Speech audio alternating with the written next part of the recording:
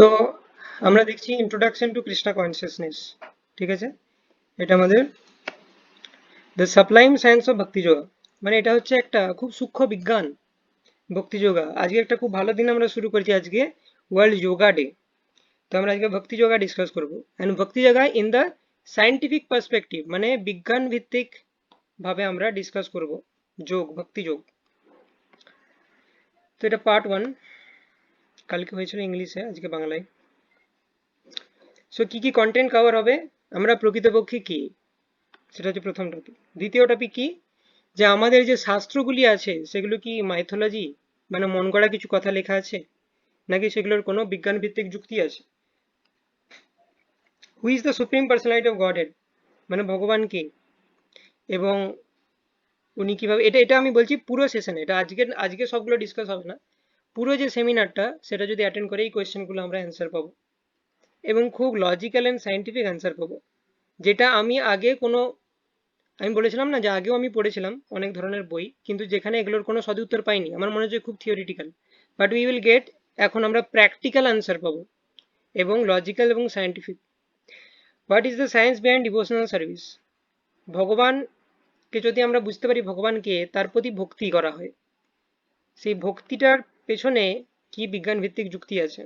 R what is real happiness, যেটা আমি আলোচনা করলাম, যে আমরা জীবনে তথাকথিতভাবে সাকসেসফুল হতে পারি, কিন্তু সুখী হওয়া আর সফল হওয়ার মধ্যে ডিফারেন্স আছে। আমরা মনে করি যে আমি যদি আইআইটি পেয়ে যাই আমি সফল, কিন্তু আইআইটিতে প্রতি সেমিস্টারে 2-3টা করে সুইসাইড হয়। তো পিপল আর রিয়েলি ডিসস্যাটিসফাইড, তারা বেশিরভাগ সময় নেশা করে পড়ে থাকে। তাহলে কেন নেশা কখন করে মানুষ, যখন ফ্রাস্ট্রেটেড হয়ে যায়। তো তার মানে এই জিনিসটা শিওর যে আমি কোনো একটা হাই পজিশন অ্যাচিভ করে নিলাম মানেই যে আমি সুখী হয়ে গেলাম তা নয়। তো প্রকৃত সুখ কোথা থেকে লাভ করা যায় সেটা আমরা দেখব। প্রকৃত সুখী হও, তার সাথে আইআইটিয়ান হও, সেটা ভালো। কিন্তু তো আমি আমি খুব উচ্চ একটা পোস্ট পেয়ে গেলাম, কিন্তু আমি সুখী হলাম না, সেটার কোনো মূল্যই নেই। তো আমাদের প্রথম প্রেজেন্টেশনের যে প্রথম টপিক সেটা হচ্ছে দ্য সায়েন্স অফ সোল, আত্মার যে বিজ্ঞান সেটা আমরা জানবো। তো এই আত্মার যে তত্ত্ব বা আত্মতত্ত্ব, এটা হচ্ছে প্রথম পদক্ষেপ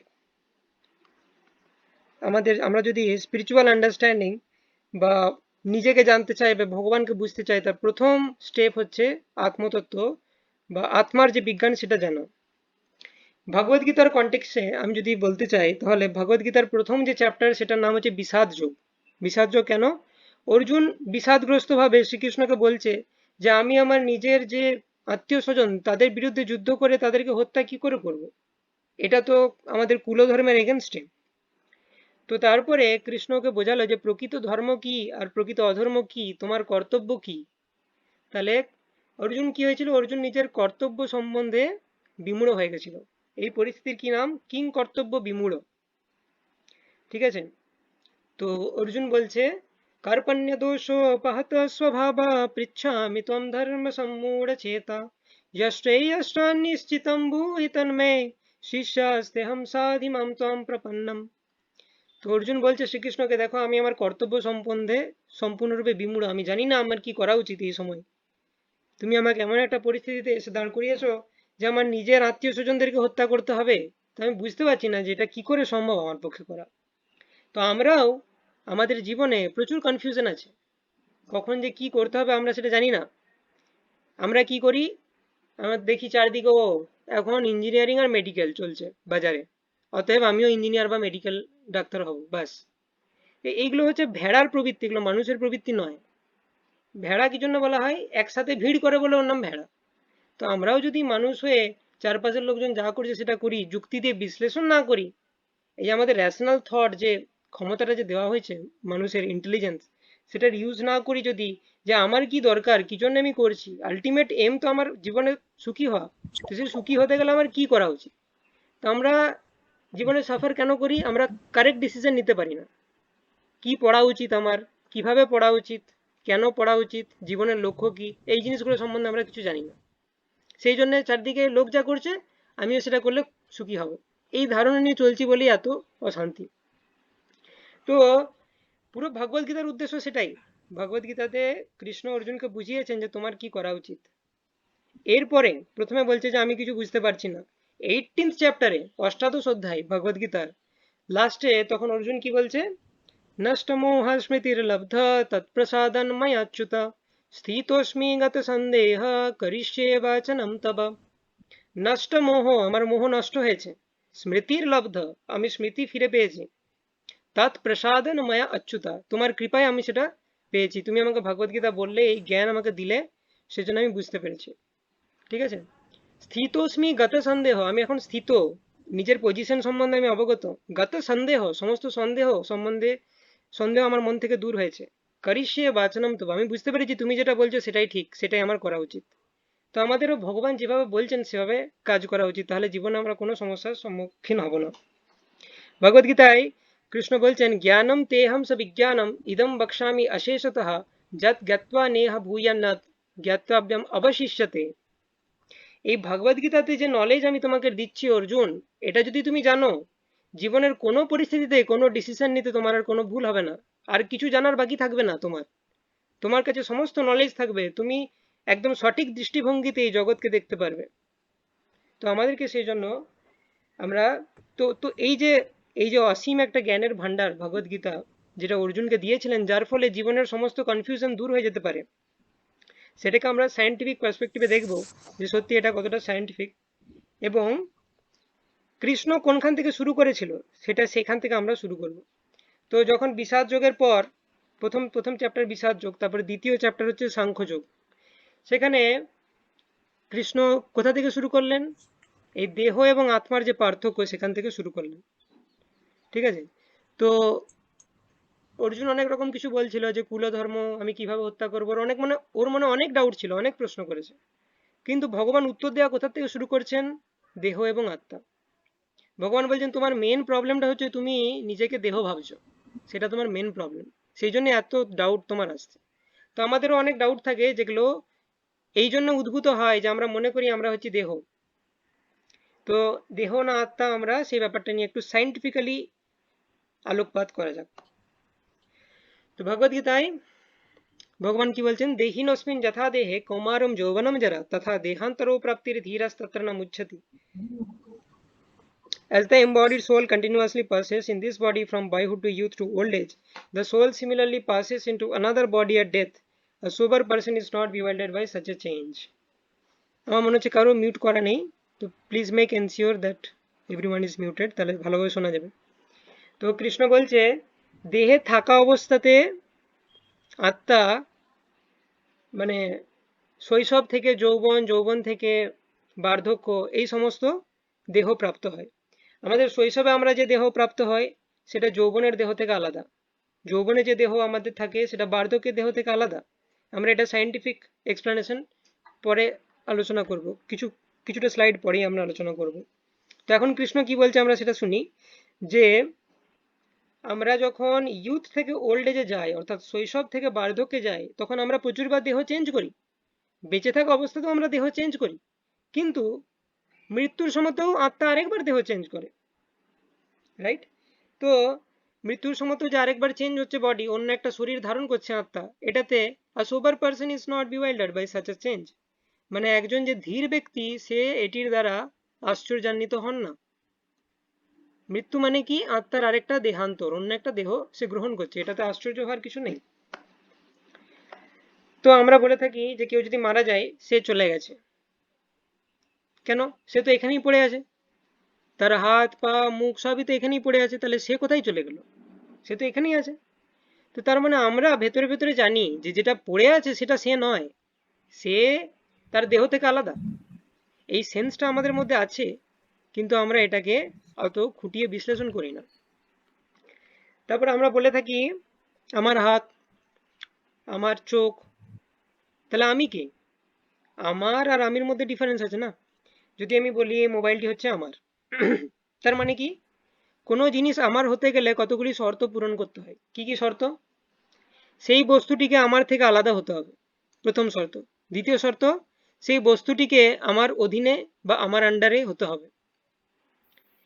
যেমন মোবাইলটি আমার থেকে আলাদা, এবং মোবাইলটি, the mobile belongs to me, এই দুটো কন্ডিশন স্যাটিসফাই করলে আমি বলতে পারি যে এটি আমার মোবাইল। তো সেরকমই ভাবে আমার হাত, আমার পা, আমার চোখ, বলছি মানে হাত পা চোখ, এই দেহের যে বিভিন্ন অঙ্গগুলি, সেগুলি কিন্তু আমি নই, আমি তার থেকে আলাদা। তো এই জিনিসটা আমাদেরকে বুঝতে হবে। তো আমরা এটা আনকনসিয়াসলি বলে থাকি, কিন্তু এটা একটা রিয়েল ফ্যাক্ট। আচ্ছা, হোয়াট আর দিস? এগুলো হচ্ছে কেমিক্যালস। ঠিক আছে, তো আমাদের দেহ কি দিয়ে তৈরি? মেনলি কেমিক্যালস দিয়ে। আমরা জানি আমরা যদি দেহকে বিভাজন করি তাহলে কি পাবো? Proteins, amino acids. Amino acids কি দিয়ে তৈরি হয়? কার্বন, নাইট্রোজেন, এইসব। তো এগুলো হচ্ছে এসেনশিয়ালি কেমিক্যালস। কিন্তু কেমিক্যাল থেকে কি কোনোদিনও সচেতনতা বা চেতনা কখনো, পদার্থ থেকে চেতনা কখনো আসতে পারে না। জড় পদার্থ নামটা দেয়া কেন হয়েছে? পদার্থকে জড় বলা হয় কেন? কারণ এর মধ্যে চেতনা নাই। জড় এবং চেতন দুটো আলাদা জিনিস। তো কেমিক্যাল কখনো কিন্তু চেতনা প্রডিউস করতে পারে না। এটার কোনো সায়েন্টিফিক এভিডেন্স এখনো পর্যন্ত নেই যে আমি কিছু কেমিক্যালস মিশিয়ে চেতনা তৈরি করেছি। সবাই মিউট করে রাখুন। তো কোনো কেমিক্যাল থেকে এখনো পর্যন্ত কোনো সায়েন্টিফিক এক্সপেরিমেন্টের মাধ্যমে আমরা চেতনা প্রস্তুত করতে পারিনি। কিছু প্রচেষ্টা হয়েছিল কিন্তু তাতেও চেতনা প্রস্তুত করা যায়নি। জীব জীব থেকেই আসে। আমরা একটা লিভিং এন্টিটি থেকে আরেকটা লিভিং এন্টিটি, একটা জীব থেকে আরেকটা জীব সৃষ্টি হয়, কিন্তু পদার্থ থেকে কখনো জীবের উৎপত্তি সম্ভব নয়, এবং সেটা এখনো পর্যন্ত কোনো সায়েন্টিফিক এক্সপেরিমেন্টেও প্রুভেন হয়নি। তো সেজন্যই আমরা এই জিনিসটা থেকে শিওর হতে পারি যে জড় পদার্থ থেকে কখনো কিন্তু চেতনা আসতে পারে না। আচ্ছা, তো এবারে শ্রীকৃষ্ণ যে কথাটা বলেছিল ভগবদ্গীতা 2.13-তে, দেহিনস্মিন যথা দেহে কৌমারম যৌবনম যারা তথা দেহান্তরো প্রাপ্তির ধীরস্তত্র না মুহ্যতি, সেটা সায়েন্টিফিক্যালি এবার আমরা আলোচনা করব। তো অ্যাকর্ডিং টু বায়োলজিক্যাল সায়েন্স, প্রতি 7 বছরে আমরা একটা নতুন দেহ প্রাপ্ত হই। কিভাবে? By the process of cell division. আমরা জানি মাইটোসিস এবং মিওসিস সেল ডিভিশন আমাদের হয়। সোম্যাটিক সেলসগুলোতে মাইটোসিস হয়, এবং যে জনন কোষ বা রিপ্রোডাক্টিভ সেলস সেগুলোতে মিওসিস ডিভিশন হয়, কারণ সেইগুলো N+N, যখন ফার্টিলাইজেশন হয় তখন N+N দিয়ে 2N জাইগোট তৈরি হয়। কিন্তু ফর দ্য সোম্যাটিক সেলস, দেহের সেলগুলোর জন্য যেহেতু সেগুলো কোনো অন্য কোষের সাথে সংযুক্ত হয় না বা ফার্টিলাইজেশনের ব্যাপার নেই, সেজন্য ওগুলো 2N থেকে 2N প্রডিউস হয়, যেটা হচ্ছে মাইটোসিস সেল ডিভিশন। সেজন্য বাংলাতে বলা হয় সমবিভাজন। ঠিক আছে, তো যাই হোক, তো এই সেল ডিভিশনের মাধ্যমে পুরনো সেল থেকে নতুন সেল তৈরি হচ্ছে, মাদার সেল থেকে ডটার সেল তৈরি হচ্ছে। তো অলমোস্ট আমাদের শরীরের সমস্ত কোষই প্রতি 7 বছরে মানে রিপ্লেস হয়ে যায় নতুন কোষ দিয়ে।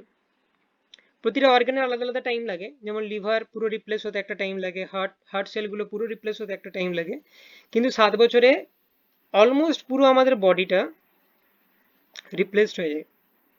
তো এর কারণে আমরা দেখতে পাচ্ছি যে প্রতি 7 বছরে আমরা একটা নতুন দেহ পাচ্ছি, কারণ সেল ডিভিশনের মাধ্যমে আমাদের প্রায় মানে 7 বছর আগে আমার দেহে যে কোষ ছিল আর 7 বছর পর আমাদের দেহের যে কোষগুলো আছে সেগুলোর মধ্যে একটা হিউজ ডিফারেন্স।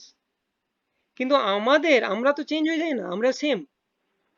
আমার যে আমিত্ব, মানে দ্য সেন্স অফ এক্সিস্টেন্স, আমার যে অস্তিত্বের ধারণা, সেটা কিন্তু একই আছে। আমি যদি মনে করি আমি রথিন, আমি ছোট থেকে জানি হ্যাঁ আমি রথিন, আমি এই ধরনের মানুষ। ঠিক আছে, তো আমার যে সত্তা, সেই সত্তার কিন্তু কোনো পরিবর্তন হয় না, কিন্তু আমার যে এক্সটার্নাল বডি, সেটা কিন্তু প্রতি 7 বছরে চেঞ্জ হচ্ছে according to biological science also. তো কৃষ্ণ যে বলছে কৌমারম যৌবনম যারা, কুমার অবস্থাতে, যুবক অবস্থাতে, বার্ধক্য অবস্থাতে, কৃষ্ণ কি বলছে? দেহিনস্মিন যথা দেহে কৌমারম যৌবনম যারা। তো এখানে দুটো শব্দ ইউজ হয়েছে, দেহিনস্মিন যথা দেহে। দেহি আর দেহে, এই দুটোর মধ্যে ডিফারেন্স আছে। দেহি মানে কি? দেহের মধ্যে যে থাকে, দেহের মধ্যে যে থাকে তাকে বলা হয় দেহি। তাহলে দেহি মানে হচ্ছে আত্মা। তো সেজন্য কৃষ্ণ বলছে দেহিনস্মিন যথা দেহে, দেহে থাকা অবস্থায় যেরকম আত্মা কৌমারম যৌবনম যারা, কুমার, যুবক এবং বার্ধক্যের দেহ প্রাপ্ত হয়, তথা দেহান্তরো প্রাপ্তির, সেই রকমই অন্য দেহ প্রাপ্ত হয় মৃত্যুর সময়, ধীরস্তত্র না মুহ্যতে, ধীর ব্যক্তি সেটার দ্বারা বিচলিত হয় না। তো আমরা দেখতে পাচ্ছি যে বায়োলজিক্যাল ফ্যাক্ট আমাদের আবিষ্কার করতে এত টাইম লেগে গেল, সেটা কিন্তু কৃষ্ণ অনেক আগেই বলে দিয়েছে। তার কারণটা কি? কৃষ্ণ বা ভগবান, সে হচ্ছে সবকিছু জানে, সে সবকিছু ক্রিয়েট করেছে। আমি যদি একটা কম্পিউটার বানাই তো ওর সম্বন্ধে সবকিছু আমি অলরেডি জানবো। তো এটা খুব নর্মাল জিনিস যে ভগবান যেগুলো বলছে সেটা অবভিয়াসলি ট্রু হচ্ছে, আমরা এতদিন পরে বুঝতে পারছি। তো এটা একটা গেল যে 7 বছরে আমাদের তাহলে অলমোস্ট পুরো দেহটাই চেঞ্জ হয়ে যাচ্ছে, কিন্তু আমরা চেঞ্জ হচ্ছি না, তার মানে নিশ্চয়ই আমরা দেহ থেকে আলাদা। অ্যানাদার সায়েন্টিফিক এক্সপেরিমেন্ট যেটা হয়েছিল ডক্টর ওয়াইল্ডার পেনফিল্ড, যিনি মন্ট্রিয়াল নিউরোলজিক্যাল ইনস্টিটিউটে প্রফেসর, উনি একটা পরীক্ষা করেছিলেন, সেটা হচ্ছে ইইজি এক্সপেরিমেন্ট, ইলেকট্রোএনকেফালোগ্রাম। আমরা জানি ইসিজি হচ্ছে হার্টের যে কার্ডিয়াক সিগন্যাল সেগুলোকে স্টাডি করার জন্য, সেরকম ব্রেন সিগন্যালকে স্টাডি করার জন্য যে পরীক্ষা সেটা হচ্ছে ইইজি বা ইলেকট্রোএনকেফালোগ্রাম। তো উনি কি করলেন, একজন পেশেন্টকে উনি এরকমের যে ইইজি এক্সপেরিমেন্ট তার উপর করছিলেন। তার ব্রেনের বিভিন্ন পয়েন্টে উনি বিভিন্ন পয়েন্ট থেকে সিগন্যাল কালেক্ট করছিলেন এবং সেগুলোকে একটা মনিটরে রিড করছিলেন। ঠিক আছে, তো উনি কি দেখলেন, যে পেশেন্টকে উনি বললেন যে তুমি প্রথমে তোমার ডান হাত তোলো। যে ডক্টর পেনফিল্ড নোটিস করলেন যে ব্রেনের কোন কোন জায়গাগুলোতে এক্সাইটেড হলো, তারপরে বললো বাঁ হাত তোলো। উনি নোটিস করলেন কোন কোন জায়গাগুলো এক্সাইটেড হলো। তো এরকম বিভিন্ন বডিলি লিম্বসের মুভমেন্ট উনি করতে বললেন পেশেন্টকে, এবং উনি নোট করলেন যে ব্রেনের কোন কোন জায়গাগুলো সেই অর্গানগুলো নড়াচড়া করার সময় উত্তেজিত হচ্ছে। ঠিক আছে, তো একটা জিনিস আমি বলে রাখি যে আমাদের নিউরনসের মধ্যেও যে সিগন্যাল প্রবাহিত হয় সেটা কিন্তু কমপ্লিটলি ইলেকট্রিক্যাল ইন নেচার। আমরা জানি আমাদের ঘরে যে বিদ্যুৎ আছে বা ইলেকট্রিক্যাল ওয়্যারিং আছে, সেগুলোর মাধ্যমে বিদ্যুৎ প্রবাহিত হয় ইলেকট্রনের মাধ্যমে, এবং আমাদের নিউরনসের মধ্যেও এই যে ইলেকট্রিক্যাল সিগন্যাল প্রবাহিত হয়, কিন্তু সেটা সোডিয়াম এবং পটাশিয়াম আয়নের মাধ্যমে হয়, ক্যাটায়ন। ইলেকট্রন হচ্ছে নেগেটিভলি চার্জ আয়ন অ্যানায়ন, আর আমাদের নিউরনসের মধ্যে ক্যাটায়নের মাধ্যমে এটা হয়ে থাকে। কিন্তু পোটেনশিয়াল ডিফারেন্স, ইলেকট্রিক্যাল ইম্পালস, এই জিনিসগুলো কিন্তু অ্যাপ্লিকেবল আমাদের নিউরনসের জন্য অ্যাজ ওয়েল। তো উনি কি করলেন, বিভিন্ন লিম্বস মুভমেন্ট করতে বলছিলেন, ডান হাত বাঁ হাত, ডান পা বাঁ পা, এবং ডক্টর পেনফিল্ড নোট করেছিলেন যে সেই অর্গানগুলো নাড়াবার সময়তে ব্রেনের কোন কোন জায়গাগুলো এক্সাইটেড হচ্ছে এবং কত মিলিভোল্ট করে পোটেনশিয়াল ডিফারেন্স ক্রিয়েটেড হচ্ছে সেই পোর্শনগুলোতে, সেটা উনি নোট করলেন। তো সাপোজ যে ডান হাত যখন নাড়াচ্ছিল তখন ব্রেনের এ বি সি এবং তিনটে জায়গাতে 5 মিলিভোল্ট, 7 মিলিভোল্ট এবং 10 মিলিভোল্ট এর যে ইলেকট্রিক্যাল পোটেনশিয়াল সেটা ক্রিয়েটেড হয়েছিল। তো এরপরে ডক্টর পেনফিল্ড কি করলেন, পেশেন্টকে বললেন তুমি রিল্যাক্স করো, এবং উনি এক্সটার্নালি সেই জায়গাতে এ বি এবং সি একই জায়গাতে উনি কি করলেন, সেই ইলেকট্রিক্যাল ইম্পালস 5 মিলিভোল্ট, 7 মিলিভোল্ট এবং 10 মিলিভোল্ট উনি অ্যাপ্লাই করলেন। এর রেজাল্টে কি হবে আমরা সবাই বুঝতে পারছি, এটা কোয়াইট ন্যাচারাল। যদি ডান হাত নাড়তে গিয়ে এ বি সি এই তিনটে পোর্শন উত্তেজিত হয় ব্রেনের, এবং 5 মিলিভোল্ট, 7 মিলিভোল্ট, 10 মিলিভোল্ট করে ইলেকট্রিক্যাল পোটেনশিয়াল সেখানে দেখা যায়, আমি যদি বাইরের থেকে সেম জায়গাতে সেম পোটেনশিয়াল দিই কি হবে, সেম যে অ্যাকশন সেটা রিপ্রোডিউসড হবে, অর্থাৎ ডান হাত সরে যাবে, এবং এক্স্যাক্টলি সেটাই হলো। This is very predictable. কিন্তু আমরা যদি আরেকটু গভীরে চিন্তা করি তাহলে একটা জিনিস বুঝতে পারবো আমরা। তো সেটা বোঝার জন্য আরেকটা এক্সাম্পল দিই। যেমন একটা ক্যালকুলেটর যদি আমাদের কাছে থাকে, যে কারুর কাছেই থাকুক ক্যালকুলেটর, সেখানে একজন 5+3 লিখলো, ক্যালকুলেটর কত উত্তর দেবে? 8। আমি লিখি বা চঞ্চলই লিখুক বা তমগ্নই লিখুক বা বিষ্ণুই লিখুক 5+3, ক্যালকুলেটর কিন্তু 8ই উত্তর দেবে। সে কিন্তু এটা দেখবে না কে লিখছে, ক্যালকুলেটর কি দেখবে, কি লেখা হলো। তাহলে ক্যালকুলেটর এটার ব্যাপারে আগ্রহী নয় যে কি লেখা, মানে কে লিখছে জিনিসটা। ক্যালকুলেটর শুধু এটার ব্যাপারে আগ্রহী যে কি লেখা হলো, অর্থাৎ কি ইনপুট দেওয়া হলো, কে দিল সেটা ওর কাছে কোনো ব্যাপার নয়। ওর এত বুদ্ধি নেই যদি যে ক্যালকুলেটর, যদি আমার মালিক ইনপুট দেয় তাহলে আমি ঠিক উত্তর দেখাবো, যদি অন্য কেউ উত্তর দেয় আমাকে ইনপুট দেয় তাহলে আমি ভুল উত্তর দেখাবো। তো এরকম জিনিসটা কিন্তু ক্যালকুলেটর করে না, যেই লিখুক 5+3 ও কিন্তু 8 উত্তর দেবে। তো সেই রকমই জিনিসটা এখানে ঘটছে। আমরা দেখতে পাচ্ছি যে পেশেন্টকে হাত নাড়াতে বলা হয়েছিল, যে পোর্শন এক্সাইটেড হয়েছিল সেই পোর্শনে এক্সটার্নালি যখন ডক্টর পেনফিল্ড একই নিউরাল স্টিমুলাই অ্যাপ্লাই করলেন তখন সেম অ্যাকশন রিপ্রোডিউসড হলো। অর্থাৎ এর থেকে কি বোঝা যায় যে আমাদের বডিটা হচ্ছে পুরো একটা কম্পিউটারের মতো, এবং ব্রেন হচ্ছে তার সিপিইউ। আমরা ছোটবেলায় শুনেওছি যে আমাদের মানুষের দেহে ব্রেনটা হচ্ছে সিপিইউ। হ্যাঁ, অ্যাকচুয়ালি দিস ইজ সিপিইউ। কিন্তু একটা জিনিস আমাদের বোঝা উচিত যে কম্পিউটারটা মনিটর, সিপিইউ, কিবোর্ড এগুলো দিলেই অটোমেটিক্যালি কাজ করবে না। আমি যদি বলি ক্যালকুলেটর, আমি যদি একটা কম্পিউটার নিয়ে আসি, দিয়ে সিপিইউ টিপিইউ সবই আছে, ইউপিএস আছে, সিপিইউ আছে, কিবোর্ড আছে, মাউস আছে, মনিটর আছে। এবার আমি বললাম যে আমার যে অ্যাসাইনমেন্ট সেটা সলভ করো, আমি যেন কাল সকালের মধ্যে পেয়ে যাই, আমি ঘুমাতে যাচ্ছি, তাহলে কম্পিউটার কি করে দেবে আমাকে অ্যাসাইনমেন্টটা? তাহলে তো খুব ভালো হতো। কিন্তু সেরকম জিনিসটা নয়। তো আমাকে ইউজার থাকতে হবে কম্পিউটারের। যদি কেউ বলে থাকে যে হ্যাঁ এখন হয়তো এরকম রোবট বানানো সম্ভব, যেটার মাধ্যমে হ্যাঁ তাকে যদি বলি যে তুমি আমার জন্য জল নিয়ে এসো, সে জল নিয়ে আসতে পারবে। কিন্তু সেই রোবটটাকেও প্রোগ্রাম করেছে কোনো মানুষ, যে তুমি যদি শোনো জল নিয়ে আসবে, এই তিনটে ওয়ার্ড যদি তুমি শোনো, তাহলে তুমি আগে ভেরিফাই করবে এই তিনটে ওয়ার্ডকে যে হ্যাঁ ওয়ার্ড ইজ ম্যাচিং, জল নিয়ে আসবে। তাহলে ওর কারেসপন্ডিং অ্যাকশন কি, যে আমাকে যেতে হবে ফিল্টারের কাছে, আমাকে জলের গ্লাসটা ধরতে হবে, তারপর আমার জল পড়বে, সেটা আমাকে নিয়ে আসতে হবে। তো এইসব জিনিসগুলো মানুষ প্রোগ্রাম করে রেখেছে, তাইও সেই অ্যাক্টিভিটিটা পারফর্ম করতে পারছে। তো যাই হোক, আমার বক্তব্য হচ্ছে কোনো মেশিন নিজে নিজে কাজ করতে পারে না। আমাদের বডি হচ্ছে একটা মেশিন, তার ইউজার প্রয়োজন। ইউজার, যেমন ক্যালকুলেটরে ও যদি অটোমেটিক্যালি পড়ে থাকে, ও কিছুই লিখবে না, চুপচাপ পড়ে থাকবে। কেউ যদি 5+3 লেখে তবেই না ও 8 উত্তর দেবে। তো সেরকমই আমাদের বডিতেও কেউ যদি ব্রেনকে ইম্পালস দেয় তবেই ও কাজ করবে। যেমন আমরা দেখেছিলাম সেকেন্ড কেসে, ডক্টর পেনফিল্ড বাইরে থেকে ব্রেনকে ইম্পালস দিয়েছিল, ব্রেন কাজ করেছে। ব্রেন এবারে বলেছে ও যে ইনপুট আমি পেয়েছি সেই ইনপুট অনুযায়ী ডান হাতকে উপরে ওঠা উচিত, অতএব ডান হাত তুমি উপরে ওঠো। ব্রেন অর্ডার দিল, ডান হাত উপরে উঠে গেল। এখন গভীর যে কোয়েশ্চেন সেটা হচ্ছে যে আমাদের শরীরটা হচ্ছে একটা মেশিনের মতো এবং ব্রেন হচ্ছে একটা সিপিইউ। তো এবং শরীরটাকে চালাতে গেলে ইউজার লাগে। তো দ্বিতীয় ক্ষেত্রে সেই ইউজারটি হচ্ছেন ডক্টর পেনফিল্ড, যিনি বাইরে থেকে ওই নিউরাল স্টিমুলাস দিয়েছিলেন।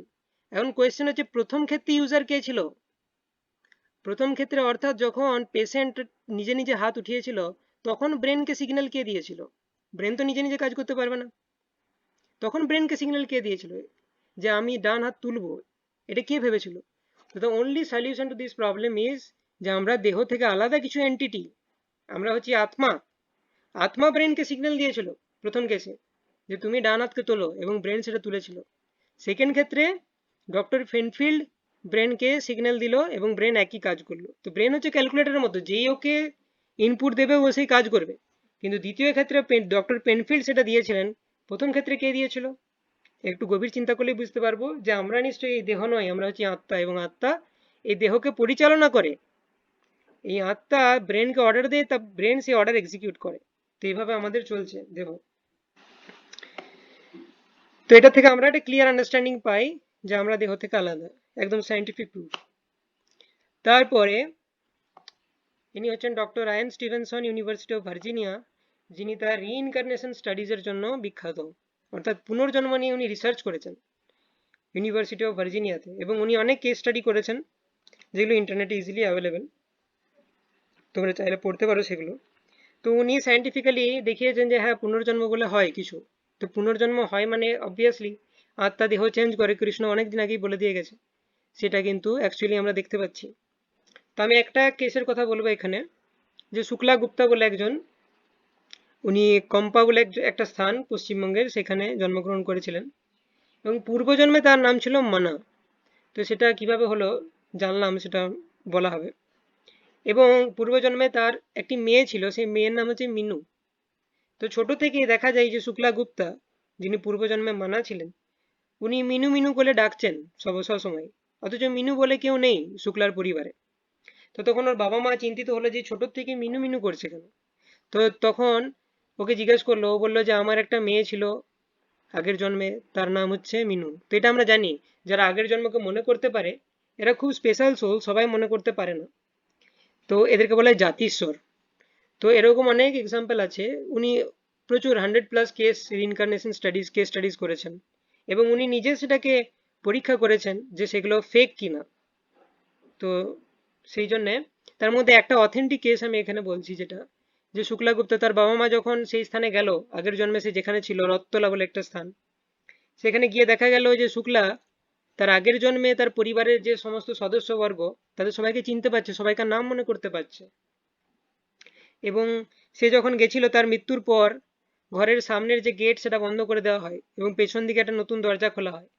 কিন্তু শুক্লা সেটা মানে মানা সেটা জানতো না। তো শুক্লা রূপে সে যখন পরের জন্মে যাচ্ছে সে সামনের গেট দিয়ে ঢুকতে যাচ্ছে, কারণ তার মৃত্যুর আগে পর্যন্ত সামনের গেটটা ছিল। তো তারপরে বলা হলো না, ওর মৃত্যুর পর পেছন দিকে গেটটা বানানো হয়েছে। তো এইভাবে দেখা গেল যে সে পুরো মনে করতে পারছে আগের জন্মে কি কি হিস্ট্রি বৃত্তান্ত। তো এইটা হচ্ছে একটা কেস যেটা আমাদের ওয়েস্ট বেঙ্গলে হয়েছিল। এরকম প্রচুর 100+ কেস নিয়ে doctor Ian Stevenson university of ভার্জিনিয়াতে উনি রিইনকার্নেশনের উপর স্টাডি করেছেন। আরেকটা সাইন্টিফিক প্রুফ হচ্ছে এনডি আর ওবি, যেটা হচ্ছে near death experience and out of body experience. Near death মানে কি, মৃত্যুর কাছাকাছি এক্সপিরিয়েন্স। মৃত্যুর কাছাকাছি যখন আসে কোনো মানুষ তখন সে কি এক্সপিরিয়েন্স করে। আর ওবিই মানে আউট অফ বডি এক্সপিরিয়েন্স, দেহের বাইরে থেকে গিয়ে, দেহের বাইরে গিয়ে আমরা কিরকম এক্সপিরিয়েন্স করি। তো এই ধরনের যে ঘটনা সেটা মেনলি যারা কার্ডিওলজিস্ট তারা এগুলো রিপোর্ট করেছেন। কারণ আমরা জানি কার্ডিওলজিতে খুব আনসার্টেন, হৃৎপিণ্ডে যদি স্পন্দন বন্ধ হয়ে যায় তাহলে যে কোনো মোমেন্টে কিন্তু পেশেন্টের মৃত্যু হতে পারে। তো অনেক সময় আমরা দেখি যে হৃৎপিণ্ড থেমে গেছে, আবার তাকে ইলেকট্রিক শক বা কিছু দেওয়ার মাধ্যমে ফিরিয়ে আনা হলো জীবনে। তো কি হয় অ্যাকচুয়ালি, ওই ইন্টারমিডিয়েট পিরিয়ড যেখানে হৃৎপিণ্ড বন্ধ হয়ে গেছিল তারপরে আবার হৃৎপিণ্ড চলতে আরম্ভ করে, তার মাঝে কি হয় সেটা হচ্ছে নিয়ার ডেথ এক্সপিরিয়েন্স এবং আউট অফ বডি এক্সপিরিয়েন্স। তো কিছু কিছু পেশেন্ট তাদের কার্ডিওলজিস্টকে মানে ফিরে আসার পর জানিয়েছেন যে আমরা আমি আমি ওপর থেকে দেখতে পাচ্ছিলাম যে আমার নিজের বডি আপনি অপারেশন করছেন এখানে, আমি ওপর থেকে সেটা দেখতে পাচ্ছি, আমি অপারেশন টেবিলে শুয়ে আছি, আমার বডি আমার দেহ, আর আপনারা সবাই ঘিরে আছেন। তো এই যে আমি দেহের বাইরের থেকে বেরিয়ে নিজেকে দেখছি, এবং সব থেকে বড় কথা যে পেশেন্ট কিন্তু তখন আনকনসিয়াস, আমাদেরকে বিভিন্ন ধরনের অ্যানাস্থেসিয়া করেই অপারেশন করা হয়, কিন্তু উনি ডিটেলস বলে দিতে পারছেন যে তুমি অপারেশন করেছিলে কি কি ইনস্ট্রুমেন্ট ইউজ করেছো, ঠিক আছে। তো এই ধরনের যে কথাগুলো সেটা তাহলে কিভাবে বলা সম্ভব হলো, তার মানে সে নিশ্চয়ই দেহের বাইরে গেছিল, দেহের বাইরে থেকে গিয়ে, সেটাকে বলা যায় আউট অফ বডি এক্সপিরিয়েন্স। সেই জন্য বলা হয় OBE, out of body experience. তো দেহের বাইরে যেতে গেলে নিশ্চয়ই আমাকে দেহ থেকে আলাদা হতে হবে, দিস ইজ অবভিয়াস, নাহলে আমি দেহের বাইরে যাবার কোনো প্রশ্নই নেই। তো আমি যদি দেহ হই তাহলে আমি আমার বাইরের থেকে বেরিয়ে দেহটাকে কি করে দেখবো, তার মানে নিশ্চয়ই আমি আত্মা, যে বাইরে থেকে দেহটাকে অবজার্ভ করতে পারে। তো আমরা অ্যাকচুয়ালি ভাবি তাহলে চোখ না থাকলে কি করে দেখবে, ব্যাপারটা সেরকম নয়। চোখ হচ্ছে একটা উইন্ডোর মতো, ক্যামেরা লেন্সের মতো। যেমন আমরা চোখে ক্যামেরা লাগিয়ে দেখি বা ছবি তুলি, যেমন দূরবীনে চোখ রেখে আমরা দূরের জিনিসকে দেখি, দূরবীনটা কি দেখে? দূরবীন দেখে না, আমরাই দেখি। দূরবীন হচ্ছে একটা মিডিয়াম। তো সেরকম চোখ হচ্ছে দেখার মিডিয়াম, কিন্তু দেখে আত্মা। তাই আত্মা যখন দেহের বাইরে বেরিয়ে যায় তার দেখার ক্ষমতা আছে। তো সে তখন দেখে এক্সাক্ট ডিটেলস, ডাক্তারকে বলছে, তখন ডাক্তার তো শকড।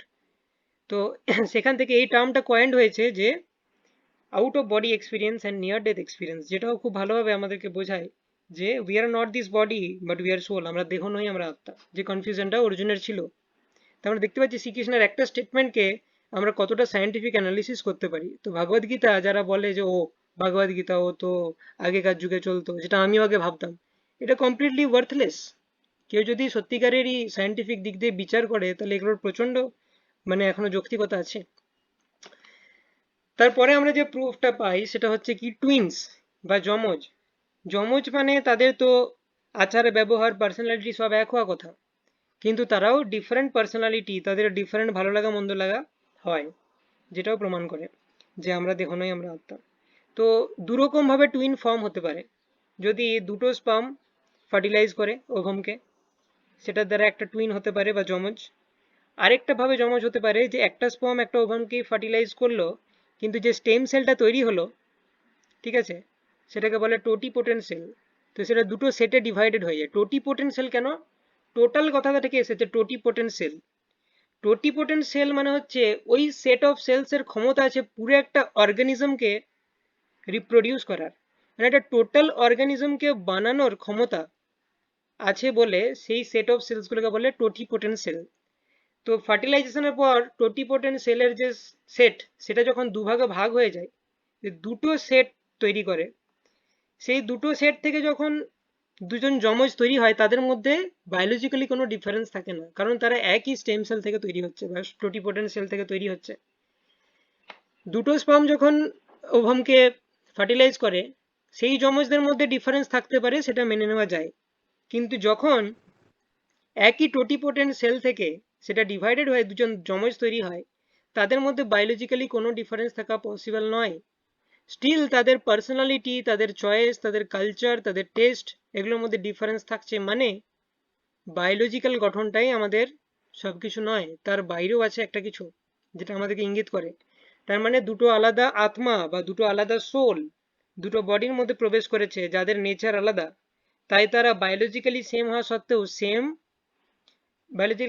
সত্ত্বেও তারা ডিফারেন্ট, কিছু কিছু জায়গাতে ডিফারেন্স শো করে।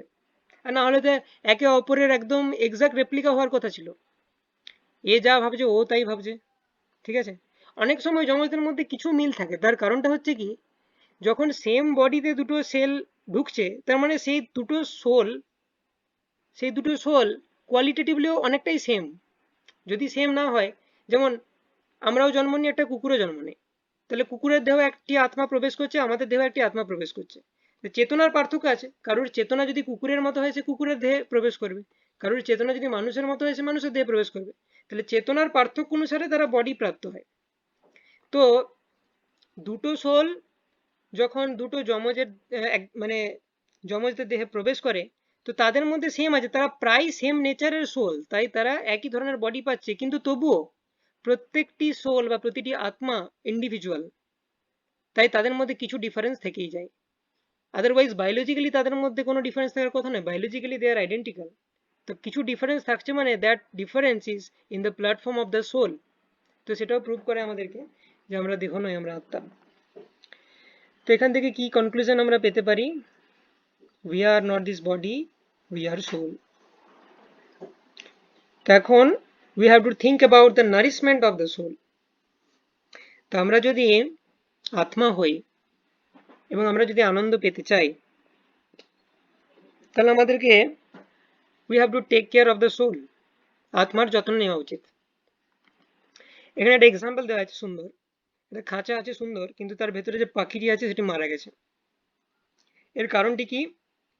খাঁচা কেনা হয়েছে ভালো, তাকে রেগুলার পরিষ্কার করা হয়, পালিশ করা হয়, কিন্তু পাখিটিকে কোনো খাবার দেওয়া হয় না। তাহলে কি হবে? পাখিটি মারা যাবে। তখন এই খাঁচাটির কোনো মূল্য আছে কি? না। তো সেরকমই আমরা প্রকৃতপক্ষে আত্মা, কিন্তু আমরা সুখী হওয়ার জন্য কি করি? এই দেহকে স্যাটিসফাই করার চেষ্টা করি। দেহ হচ্ছে খাঁচার মতো, আর পাখি যে অ্যাকচুয়াল সাবস্টেন্স সে হচ্ছে সোল বা আত্মা। তা আমরা আত্মার যত্ন না নিয়ে আমরা কি করি? এই দেহের বিভিন্ন ধরনের দেহকে ভালোভাবে আমরা করার চেষ্টা করি।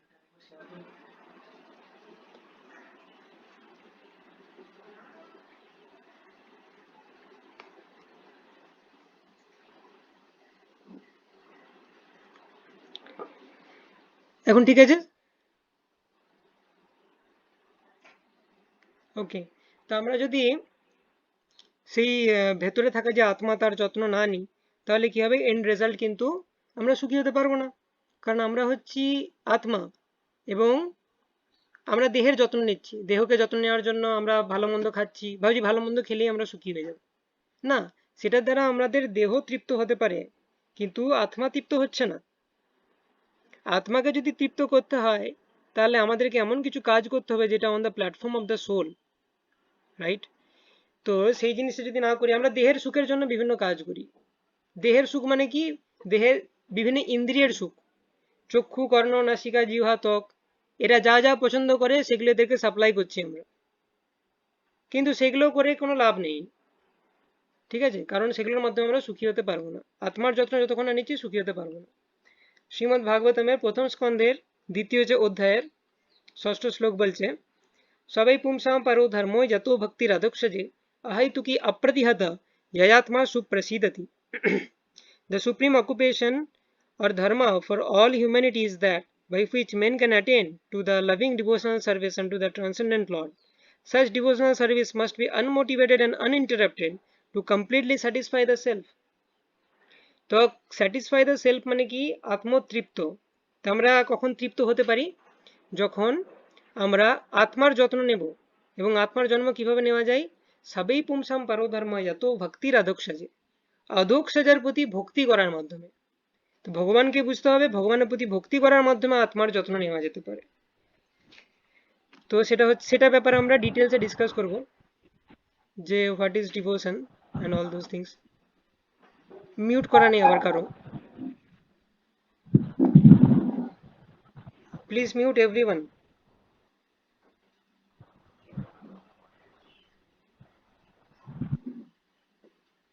ওকে, সো নেক্সট যেটা আলোচনা করব সেটা হচ্ছে কি হিউম্যানস ভার্সেস অ্যানিমালস। তো আমরা কি করি, আমরা দেহকে সুখী করার চেষ্টা করি, অ্যানিমালসরাও তাই করে থাকে, তারা শুধু দেহের জন্যই কাজ করে, তাদের সেই বুদ্ধি দেওয়া হয়নি যে তারা আত্মার জন্য কাজ করতে পারবে, কিন্তু মানুষকে সেই বুদ্ধিটা দেওয়া হয়েছে। মহাভারতে বলা হচ্ছে যে আহার নিদ্রা ভাই মৈথুরম চ সমানম এতৎ পশুভি নরানাম ধর্মো হি তেষাম অধিকো বিশেষো ধর্মেণ হীনা পশুভি সমানা। আহার নিদ্রা ভয় মৈথুন, আহার মানে হচ্ছে ইটিং স্লিপিং মেটিং ডিপেন্ডিং। আহার করছি আমরা, নিদ্রা যাচ্ছি, মেটিং মানে হচ্ছে আমরা রিপ্রোডিউস করছি, সন্তান উৎপাদন করছি, এবং ডিফেন্ডিং আত্মরক্ষা করছি। এই চারটে জিনিস পশুরাও করে থাকে, মানুষেরাও করে থাকে। সমানাম এতৎ পশুভি নরানাম, পশু এবং নর দুজনেই করে থাকে এই কাজগুলো। তাহলে হিউম্যানস এর মধ্যে স্পেশাল কি, ধর্ম হি তেষাম অধিকো বিশেষ। ধর্ম হচ্ছে মানুষদের মধ্যে স্পেশাল একটা ক্যারেক্টারিস্টিক্স। ধর্ম মানে কি, ধর্ম মানে কি সেটা আমাদেরকে বুঝতে হবে যে জলের ধর্ম হচ্ছে লিকুইডিটি, চিনির ধর্ম হচ্ছে মিষ্টতা। তো আমরা কি, আমরা হচ্ছে আত্মা, আত্মার ধর্ম কি, ভগবানের ভক্তি করা।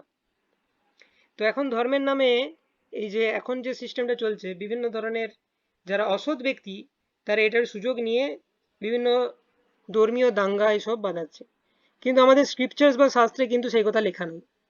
যারা এই কাজগুলো করছে তারা শাস্ত্র তো পড়েই না, তারা ধর্মের নামে কলঙ্ক তারা।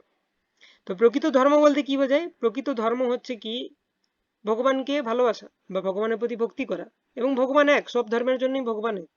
তো অ্যাকচুয়ালি ইউনাইটেড হওয়ার কথা, কিন্তু এই কিছু অসৎ ব্যক্তির জন্য এটা দেখা যাচ্ছে বিভিন্ন দাঙ্গা এসব হচ্ছে। তো পশু এবং মানুষের মধ্যে ডিফারেন্সটা কি, ধর্ম।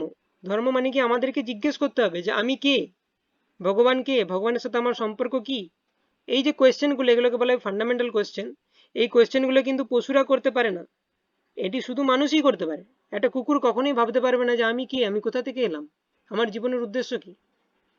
তো পশুরা ন্যাচারাল ইনস্টিংক্ট অনুসারে চলে বা প্রকৃতির নিয়মে চলে, মানে কোনো একটা স্পেশাল সিজনে তাদের স্পেশাল অ্যাক্টিভিটি দেখা যায়, ঠিক আছে।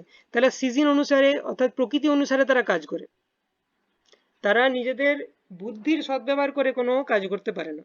তাদের যা ভালো লাগে ইনস্টিংক্ট, তাদের ইনস্টিংক্ট অনুযায়ী তারা কাজ করে। কিন্তু মানুষকে সেই ইন্টেলিজেন্স দেওয়া হয়েছে যে সে ভেবে চিনতে ধর্মের পথে কাজ করতে পারবে, কিন্তু তা সত্ত্বেও সে যদি সেটি না করে, সে যদি এটি জিজ্ঞেস না করে যে আমি কে, ভগবান কে, ভগবানের সাথে আমার সম্পর্ক কি, তাহলে সে কে, ধর্মে না হি না পশুবি সমানা। তো সেই মানুষ হচ্ছে পশুরই সমান, যে শুধু আহার নিদ্রা ভয় মৈথুন নিয়ে ব্যস্ত আছে। তো বর্তমান সিভিলাইজেশনে যেটা হচ্ছে আমাদের, যে আমরা কিন্তু এই চারটে জিনিসই একটু সফিস্টিকেটেড ওয়েতে করছি, কিন্তু আমরা এই চারটে জিনিসই করছি। পশুও খাই, আমরাও খাই, আমরা হয়তো চেয়ার টেবিলে বসে ভালো রান্না করা খাবার খাচ্ছি, দ্যাটস দ্য ডিফারেন্স। পশুরাও ঘুমায় রাস্তাতে, আমরা হয়তো ভালো ম্যাট্রেসে ঘুমাচ্ছি। মেটিং ডিফেন্ডিং এর জন্য একই জিনিস প্রযোজ্য। তো তাদের সবই জিনিসগুলো একটু রুডিমেন্টারি ফর্মে আছে, আর আমাদের এগুলো সফিস্টিকেটেড ফর্মে আছে। কিন্তু মানুষ যদি ধর্মের ব্যাপারে আগ্রহী না হয়, অর্থাৎ প্রকৃত ধর্ম, ধর্মের নামে দাঙ্গা নয়, ধর্ম মানে হচ্ছে ভগবানকে প্রকৃত রূপে জানা এবং ভগবানের ব্যাপারে ইন্টারেস্টেড হওয়া, সেটা যদি না হয় তাহলে সে কিন্তু পশুরই সমান। সো এটা হচ্ছে আমাদের end of the first topic. That এখান থেকে আমরা কি কনক্লুশন নিতে পারি, we are not this body, we are soul. আমরা এই দেহ নই, আমরা হচ্ছে আত্মা। উইথ দ্যাট আন্ডারস্ট্যান্ডিং আমরা আমাদের সেকেন্ড টপিক স্টার্ট করছি, ইম্পর্টেন্স অফ স্ক্রিপচার্স, বা আমাদের যে শাস্ত্র সেটির গুরুত্ব। তো books are must for any subject to comprehend. যে কোনো বিষয় আমরা যদি বুঝতে চাই তাহলে আমাদেরকে কি করতে হবে, যে কোনো একটি বইয়ের সহায়তা নিতে হবে। বই ছাড়া আমরা সেগুলো বুঝতে পারবো না। যেমন জেইর জন্য প্রিপারেশনের সময় ফিজিক্সে কনসেপ্ট অফ ফিজিক্স এইচ.সি. বর্মা, কেমিস্ট্রিতেও বিভিন্ন ধরনের বই ছিল, জেডিলি, তারপরে জিআরভি। তো এই ধরনের যে কোনো বই আমাদেরকে কনসাল্ট করতে হবে, কোনো একটা জিনিসকে ডিপলি জানার জন্য বই দরকার। কারণ বইয়ে যারা অভিজ্ঞ তাদের পরামর্শ লেখা থাকে, তাদের যে রিসার্চ সেটা লেখা থাকে। তো সেরকমই স্পিরিচুয়াল আন্ডারস্ট্যান্ডিং এর জন্য বা আত্মতত্ত্বজ্ঞান লাভের জন্য আমাদেরকে স্ক্রিপচার্স বা শাস্ত্র মাস্ট। তো এই শাস্ত্রটি অ্যাকচুয়ালি ভগবানের দ্বারা রচিত হয়েছে। এ ব্যাপারে আমি ডিসকাস করব। যে সমস্ত বেদিক লিটারেচার্স যে প্রণয়ন করেছেন তিনি হচ্ছেন কৃষ্ণদ্বৈপায়ন ব্যাস, যিনি হচ্ছেন ভগবানের অবতার। তো এই যে স্ক্রিপচার্স গুলো সেগুলো হচ্ছে user manual for life. User manual for life এটার মানে কি? এটার মানে হচ্ছে যে যেমন আমরা যে কোনো একটা যদি প্রোডাক্ট কোম্পানি তৈরি করে, ওয়াশিং মেশিন, টিভি, ফ্রিজ, তার সাথে কি দেয়? ইউজার ম্যানুয়াল দেয়। তো সেটা কেন হচ্ছে না, কোম্পানি ওই প্রোডাক্টটি তৈরি করেছেন এবং এই প্রোডাক্টের সম্বন্ধে যা যা ইনফরমেশন আছে সেটা যে তৈরি করেছে ম্যানুফ্যাকচারার তার থেকে ভালো আর কেউ জানে না। তো সাপোজ আমাদেরকে একটা ওয়াশিং মেশিন দেওয়া হলো, অনেকগুলো সুইচ আছে, খুব অ্যাডভান্সড মডার্ন টাইপের একটা ওয়াশিং মেশিন, ঠিক আছে, অনেক ফিচার্স আছে। এখন আমরা যদি ইউজার ম্যানুয়াল না পড়ে বলি যে না আমি এটা নিজের থেকেই অপারেট করে সব শিখে যাব কিভাবে কি চালাতে হয়, তো হতে পারে যে আমরা শিখে যাব, কিন্তু অনেক টাইম লাগবে, কারণ প্রতিটি সুইচ টিপে টিপে দেখতে হবে আছে এই সুইচের এই কাজ, ওই সুইচের এই কাজ, ঠিক আছে, এভাবে বুঝতে হবে। আর না হলে নেগেটিভ সাইড হচ্ছে কি, জিনিসটা নষ্ট হয়ে যেতে পারে, একটা ভুলভাল সুইচ টিপে দিলাম, দেখা গেলো জিনিসটা নষ্ট হয়ে গেল। তো সেরকমই ভগবান এই যে ইউনিভার্স ক্রিয়েট করেছেন, কসমিক ম্যানিফেস্টেশন এটা ক্রিয়েট করে আমাদের দিয়েছেন, কিভাবে থাকতে হবে এর মধ্যে সেই জিনিসটা উনি স্ক্রিপচার্সে বর্ণনা করেছেন। অর্থাৎ আমাদের যে শাস্ত্র তার মাধ্যমে উনি বর্ণনা করেছেন যে এটা কেন ক্রিয়েট করা হয়েছে এই জগৎ, এবং জগতে কিভাবে থাকতে হয়। তো সেটা উনি ইউজার ম্যানুয়াল আমাদেরকে স্ক্রিপচার্সের ফর্মে দিয়েছেন। কিন্তু আমরা যদি ইউজার ম্যানুয়াল, যেমন আমি বললাম, যদি আমরা ইউজার ম্যানুয়ালকে না পড়ে মেশিন অপারেট করতে যাই, ভুলভাল জিনিস টেপার ফলে আমাদের কি হতে পারে, আমরা কিন্তু জিনিসটাকে নষ্ট করে ফেলতে পারি। সেরকমই আমাদের জীবনের সঙ্গে অলরেডি আমরা করে ফেলেছি। সবাই বলে না জীবনে কত দুঃখ, তার কারণটা কি? তার কারণ হচ্ছে ইউজার ম্যানুয়াল পড়িনি, ভুলভাল বাটন টিপে দিয়েছি, ভুলভাল পদক্ষেপ নিয়ে নিয়েছি, আমাদের জীবন দুর্বিষহ হয়ে গেছে। তো ঠিকঠাক পদক্ষেপ নিতে গেলে আমাদেরকে স্ক্রিপচার্স জানতে হবে। আর সব থেকে ইম্পর্টেন্ট হচ্ছে কি, যে ভগবত গীতা যেখানে ভগবান বলেছেন যে সঠিক পদক্ষেপ কিভাবে নিতে হয়, সমস্ত কনফিউশন থেকে কিভাবে বের হতে হয়। তো স্ক্রিপচার্স আর লাইক মাদার, তো শাস্ত্র হচ্ছে আমাদের কাছে মায়ের মতো, আর সুপ্রিম লর্ড বা পরম ভগবান তিনি হচ্ছেন বাবার মতো। তো এই অ্যানালজি এরকম কেন দেওয়া হয়? তার কারণ হচ্ছে কি, যে আমরা যদি বাবাকে জানতে চাই তাহলে আমাদেরকে মায়ের সাহায্য নিতে হবে। একটা নিউবর্ন বেবি যে সদ্য জন্মগ্রহণ করেছে, তার কাছে সে মায়ের থেকে এসেছে, সে বুঝতে পারছে এটি আমার মা, কিন্তু সে জানে না যে আমার বাবাকে। তো এখন মা তাকে পরিচয় করাবে বাবার সাথে, রাইট? তো এটা হচ্ছে আন্ডারস্ট্যান্ডিং। এখন কেউ যদি বলে যে একজন নিউবর্ন বেবি হয়েছে, সে জানে না তার বাবাকে, সাপোজ, তো নিউবর্ন অবস্থায় আমরা কথা বলতে পারি না, তাই এসব কোয়েশ্চেন আমরা করি না, এবং আমাদের সেন্স অত ডেভেলপ হয়নি। Think of a hypothetical situation যে নিউবর্ন বেবি, কিন্তু তার মধ্যে সমস্ত সেন্স আছে, তো সে জানতে চায় আমার বাবাকে, ঠিক আছে, স্মার্ট বেবি। তো সে এখন একটা সার্ভে করছে যে আমার বাবাকে ভোট দাও সবাই। তো দেখা গেল দুজন ক্যান্ডিডেট, এ আর বি। তো 1 লক্ষ ভোট পড়েছে যে বি হচ্ছে তোমার বাবা, আর যে যে ছেলেটির মা বা যে সন্তানটির মা সে বলছে যে না, এ হচ্ছে তোমার বাবা। তো কি মনে হয় যে কোন ভোটটা হচ্ছে সব থেকে অথেন্টিক? 1 লক্ষ ভোট পড়েছে বলে বি বাবা হয়ে যাবে, নাকি মায়ের মতটা হচ্ছে অগ্রগণ্য? কারণ মা সব থেকে ভালোভাবে জানে হু ইজ ফাদার। তো সিমিলারলি এই এই যে জগতে অনেক লোকের অনেক রকমের ওপিনিয়ন থাকতে পারে, কিন্তু ভগবান কে তার ব্যাপারে শাস্ত্রের যেটি মত সেটি হচ্ছে ফাইনাল, কারণ শাস্ত্র হচ্ছে আমাদের মায়ের মতো। ঠিক আছে, তো শাস্ত্র কি বলে? Every design has a designer, this is a very logical statement. যে কোনো ডিজাইন ডিজাইনার ছাড়া হয় না। আমরা ল্যাবে যে কোনো এক্সপেরিমেন্ট যদি করতে চাই তার জন্য আমাদেরকে অনেক এফোর্ট দিতে হয়। তো কোনো অ্যাক্টিভ প্রচেষ্টার ফলেই কোনো ক্রিয়েটিভ কিছু করা যায়, যে কোনো ডিজাইনের ডিজাইনার থাকে। যেমন এটা হচ্ছে একটা এসকেলেটর বা চলন্ত সিঁড়ি, যেগুলো আমরা শপিং মলে দেখতে পাই। একটা বাচ্চা শিশু যদি এর সামনে এসে দাঁড়িয়ে সে যদি এটা দেখে, সে অবাক হয়ে যেতে পারে, বাবা কিভাবে চলছে, সিঁড়ি তো কোনোদিন চলতে দেখিনি বাড়িতে। তাহলে সে ভাবতে পারে এই শপিং হলটা হচ্ছে একটা ম্যাজিকের জায়গা, ওয়ান্ডারল্যান্ড।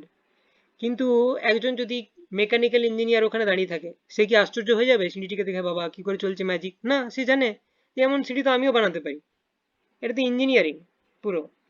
তো তো তার কাছে নলেজ আছে, সে ইঞ্জিনিয়ারিং পড়েছে, তাই সে বুঝতে পারছে যে এই যে ঘটনাটা আমার সামনে ঘটছে এটা কোনো অদ্ভুত ঘটনা নয়, এটার পেছনে কেউ না কেউ আছে যে এটা করেছে। কিন্তু একটা শিশু যার মধ্যে কোনো জ্ঞান নেই, সে যা দেখছে সেটাকে ভাবছে এটা হচ্ছে অদ্ভুত ঘটনা। তো এইটি হচ্ছে ব্যাপার। তো আমরা নেচারে অনেক কিছু ফেনোমেনা অবজার্ভ করছি, বিভিন্ন ধরনের ঘটনা আমরা দেখতে পাচ্ছি নেচারে হচ্ছে। তো আমরা যদি ওই শিশুর মতো ভাবি যে এই জিনিসগুলো সব অটোমেটিক্যালি হচ্ছে, তার মানে কি বুঝতে হবে, আমাদের সেই জ্ঞান নেই, তাই আমরা ভাবছি। না হলে এমন কোনো কেস আছে কেউ দেখাতে পারবে যে অটোমেটিক্যালি কিছু ঘটছে? অটোমেটিক্যালি দুনিয়াতে হয় একটা জিনিস, সেই জিনিসটা হচ্ছে ডিটেরিওরেশন। একটা আপেলকে আমি যদি কোনো অ্যাটেনশন না দিয়ে এক জায়গায় ফেলে রেখে দিই, আপেলটার থেকে আপেল গাছ হবে না, সে আপেলটি কিন্তু পচে যাবে। ঠিক আছে? তো সেরকমই আমি যদি বলি আজ থেকে আমি পড়াশোনা ছেড়ে দিলাম অটোমেটিক, এবং আমি আশা করছি আমার এমএস পিএইচডি সব হয়ে যাবে, প্রফেসর হয়ে যাব, এটি হচ্ছে আমার একটি অবাস্তব স্বপ্ন। অটোমেটিক্যালি কি হবে, আমি পরপর ফেল করতে থাকবো, যে আমি রাস্তার ভিখারি হব। তো অটোমেটিক্যালি দুনিয়াতে একটি জিনিস হয়, কোনো ক্রিয়েটিভ কিছু হয় না অটোমেটিক। ক্রিয়েটিভ করতে গেলে সিনসিয়ার এফোর্ট দরকার হয়। অটোমেটিক কি হয়, ডিটেরিওরেশন বা ধ্বংসটা অটোমেটিক হয়। কিন্তু ক্রিয়েটিভ বা সৃজনশীল কিছু যদি করতে হয় তাহলে কিন্তু আমাদের কনসিয়াস এফোর্টের দরকার হয়। তাহলে আমাদের কি মনে হয় যে পুরো বিশ্ব ব্রহ্মাণ্ড যেটা আমরা দেখতে পাচ্ছি এটা অটোমেটিক হয়ে গেছে? এটা এটা কোনো সায়েন্টিফিক লজিক হলো? যদি আমরা দেখি আজ পর্যন্ত আমি এমন কোনো ইভেন্ট দেখিনি যেটা অটোমেটিক হয়, আর এই পুরো বিশ্ব ব্রহ্মাণ্ডের ক্ষেত্রে বলে দিই না না ওটা হচ্ছে এক্সেপশন, ওটা অটোমেটিক হয়েছে। So is this science? This is not science, this is blind faith in the name of science. Science মানে হচ্ছে যে পরীক্ষালব্ধ জ্ঞান, মানে আমার এক্সপেরিমেন্ট থেকে আমি দেখব। তো আমি যদি একটাও এরকম কোনো প্রমাণ না পাই যে হ্যাঁ এই জিনিসটা অটোমেটিক হচ্ছে, তো আমি কিভাবে অ্যাকসেপ্ট করে নেব যে কোনো কিছু অটোমেটিক হবে? তো যাই হোক, তো কনক্লুশন হচ্ছে যে কোনো কিছু অটোমেটিক হয় না। Nothing comes by chance. By chance কোনো কিছু হয় না, সব কিছুরই ক্রিয়েটার থাকে। Every design has a designer. আমাদের শুধু নলেজের অভাব থাকে, কিভাবে ক্রিয়েশন হয়েছে সেটা জানি না, বা আমরা ক্রিয়েট করতে পারি না বলে আমরা ভেবে নিই যেটা অটোমেটিক হয়েছে। যেমন শিশুটি জানে না যে কিভাবে ওরকম চলন্ত সিঁড়ি বানাতে হয়, তাই সে ভাবছে যে ওটা অটোমেটিক হয়েছে। কিন্তু একজন মেকানিক্যাল ইঞ্জিনিয়ার সে জানে যে কিভাবে এটা বানাতে হয়, তাই সে জানে এটা তো আমিও বানাতে পারবো, তো এটা অটোমেটিক হওয়ার কি আছে? তো সেরকমই নলেজের অভাব। একটা ইসিজি রিপোর্ট বা একটা এক্স রে রিপোর্ট দেখে আমরা কিছু বুঝতে পারি না, কিন্তু ডাক্তার বুঝতে পারে, কেন? নলেজের অভাব। আমাদের কাছে ওটা একটা সিম্পল পেপার যেখানে কিছু আঁকা আছে, কিন্তু যে বায়োলজি পড়েছে, যে কার্ডিওলজি পড়েছে, সে কিন্তু ওটা অ্যানালিসিস করতে পারবে। তো what makes the difference? The difference is of knowledge. তো সিমিলারলি নেচারে অনেক ফিনোমেনা আমরা অবজার্ভ করি, তো আমরা দেখে কি কনক্লুড করি, or nature is working by chance. This is bogus. We don't know, আমরা জানি না যে কিভাবে নেচার কাজ করছে, সেজন্য আমরা বলে দিই যে nature is working by chance. Krishna যে এই নেচারকে ক্রিয়েট করেছে সে বলছে ভগবদ গীতাতে, ময়াধ্যক্ষেণ প্রকৃতি শুয়তে সচরাচরম হেতুনানেন ক্বান্তেয়া জগৎ বিপরিবর্ততে। তো বলছে এই নেচার আমার আন্ডারে কাজ করছে, nature is working under my supervision. So Krishna যেহেতু ম্যানুফ্যাকচারার, ম্যানুফ্যাকচারের কাছে কিন্তু কমপ্লিট নলেজ আছে। যেমন আমি বলছিলাম যে ওয়াশিং মেশিনটা ঘেটে ঘুটে আমরা হয়তো কিছু দু চারটা সুইচের ব্যবহার জেনে নিলাম, কিন্তু কমপ্লিট নলেজ যদি থাকতে হয় তাহলে আমাদেরকে ম্যানুফ্যাকচারের কাছে যেতে হবে। তো সেরকমই এই বিশ্ব ব্রহ্মাণ্ড বা এই জগৎ সম্বন্ধে যদি কমপ্লিট নলেজ আমাদের থাকতে হয় তাহলে আমাদেরকে কৃষ্ণার কাছে যেতে হবে। সেই জন্যই কৃষ্ণা হ্যাজ দ্যাট কনফিডেন্স যে বলছে, জ্ঞানম তেহম সবিজ্ঞানম ইদম বক্ষ্যামি অশেষতঃ যদ জ্ঞাত্বা নেহ ভূয়ান্ন জ্ঞাত্বা বম অবশিষ্যতে। আমি তোমাকে এখন যেটা বলছি সেটা জানার পর এই জগতে জানার আর কিছু বাকি থাকবে না তোমার। তো এই কনফিডেন্সটা আমাদের আছে। নিউটন কি বলেছিলেন, যে আমি যতই জানছি সায়েন্সকে, ততই আমি অনুভব করছি যে আমি সমুদ্রের তীরে নুড়ি কুড়াচ্ছি। তো এটা সমস্ত সায়েন্টিস্টদেরই মত, যে তারা যত ডিপে ঢোকে নেচারকে অ্যানালাইসিস করতে, তারা বুঝে আমরা কিছুই জানি না। তো যত বড় সায়েন্টিস্ট সে বলে আমি কিছুই জানি না। কিন্তু কৃষ্ণা কি বলছে, যে আমি যেটা এখন বলছি তোমাকে সেটা জানার পর আর কিছু জানার দরকার নেই তোমার। তাহলে এই লেভেলের কনফিডেন্স কার থাকা সম্ভব? যে ক্রিয়েট করেছে তারই। তো সেটা আমাদেরকে শাস্ত্র ভালোভাবে বোঝায়, যে হু ইজ দ্য ক্রিয়েটার, তার ব্যাপারে ইনফরমেশন দেয়। Scriptures are like mother, they give us the information about the father. তো এ কি every design as a designer, এখান থেকে আমরা কি বুঝতে পারি যে সুপ্রিম ক্রিয়েশন বা ইউনিভার্স, প্রতিটি গ্রহ নিজের কক্ষপথে, সূর্য চন্দ্র সুন্দরভাবে কাজ করছে, বৃষ্টি, water cycle, nitrogen cycle, so এই জিনিসগুলো কিভাবে কাজ করছে?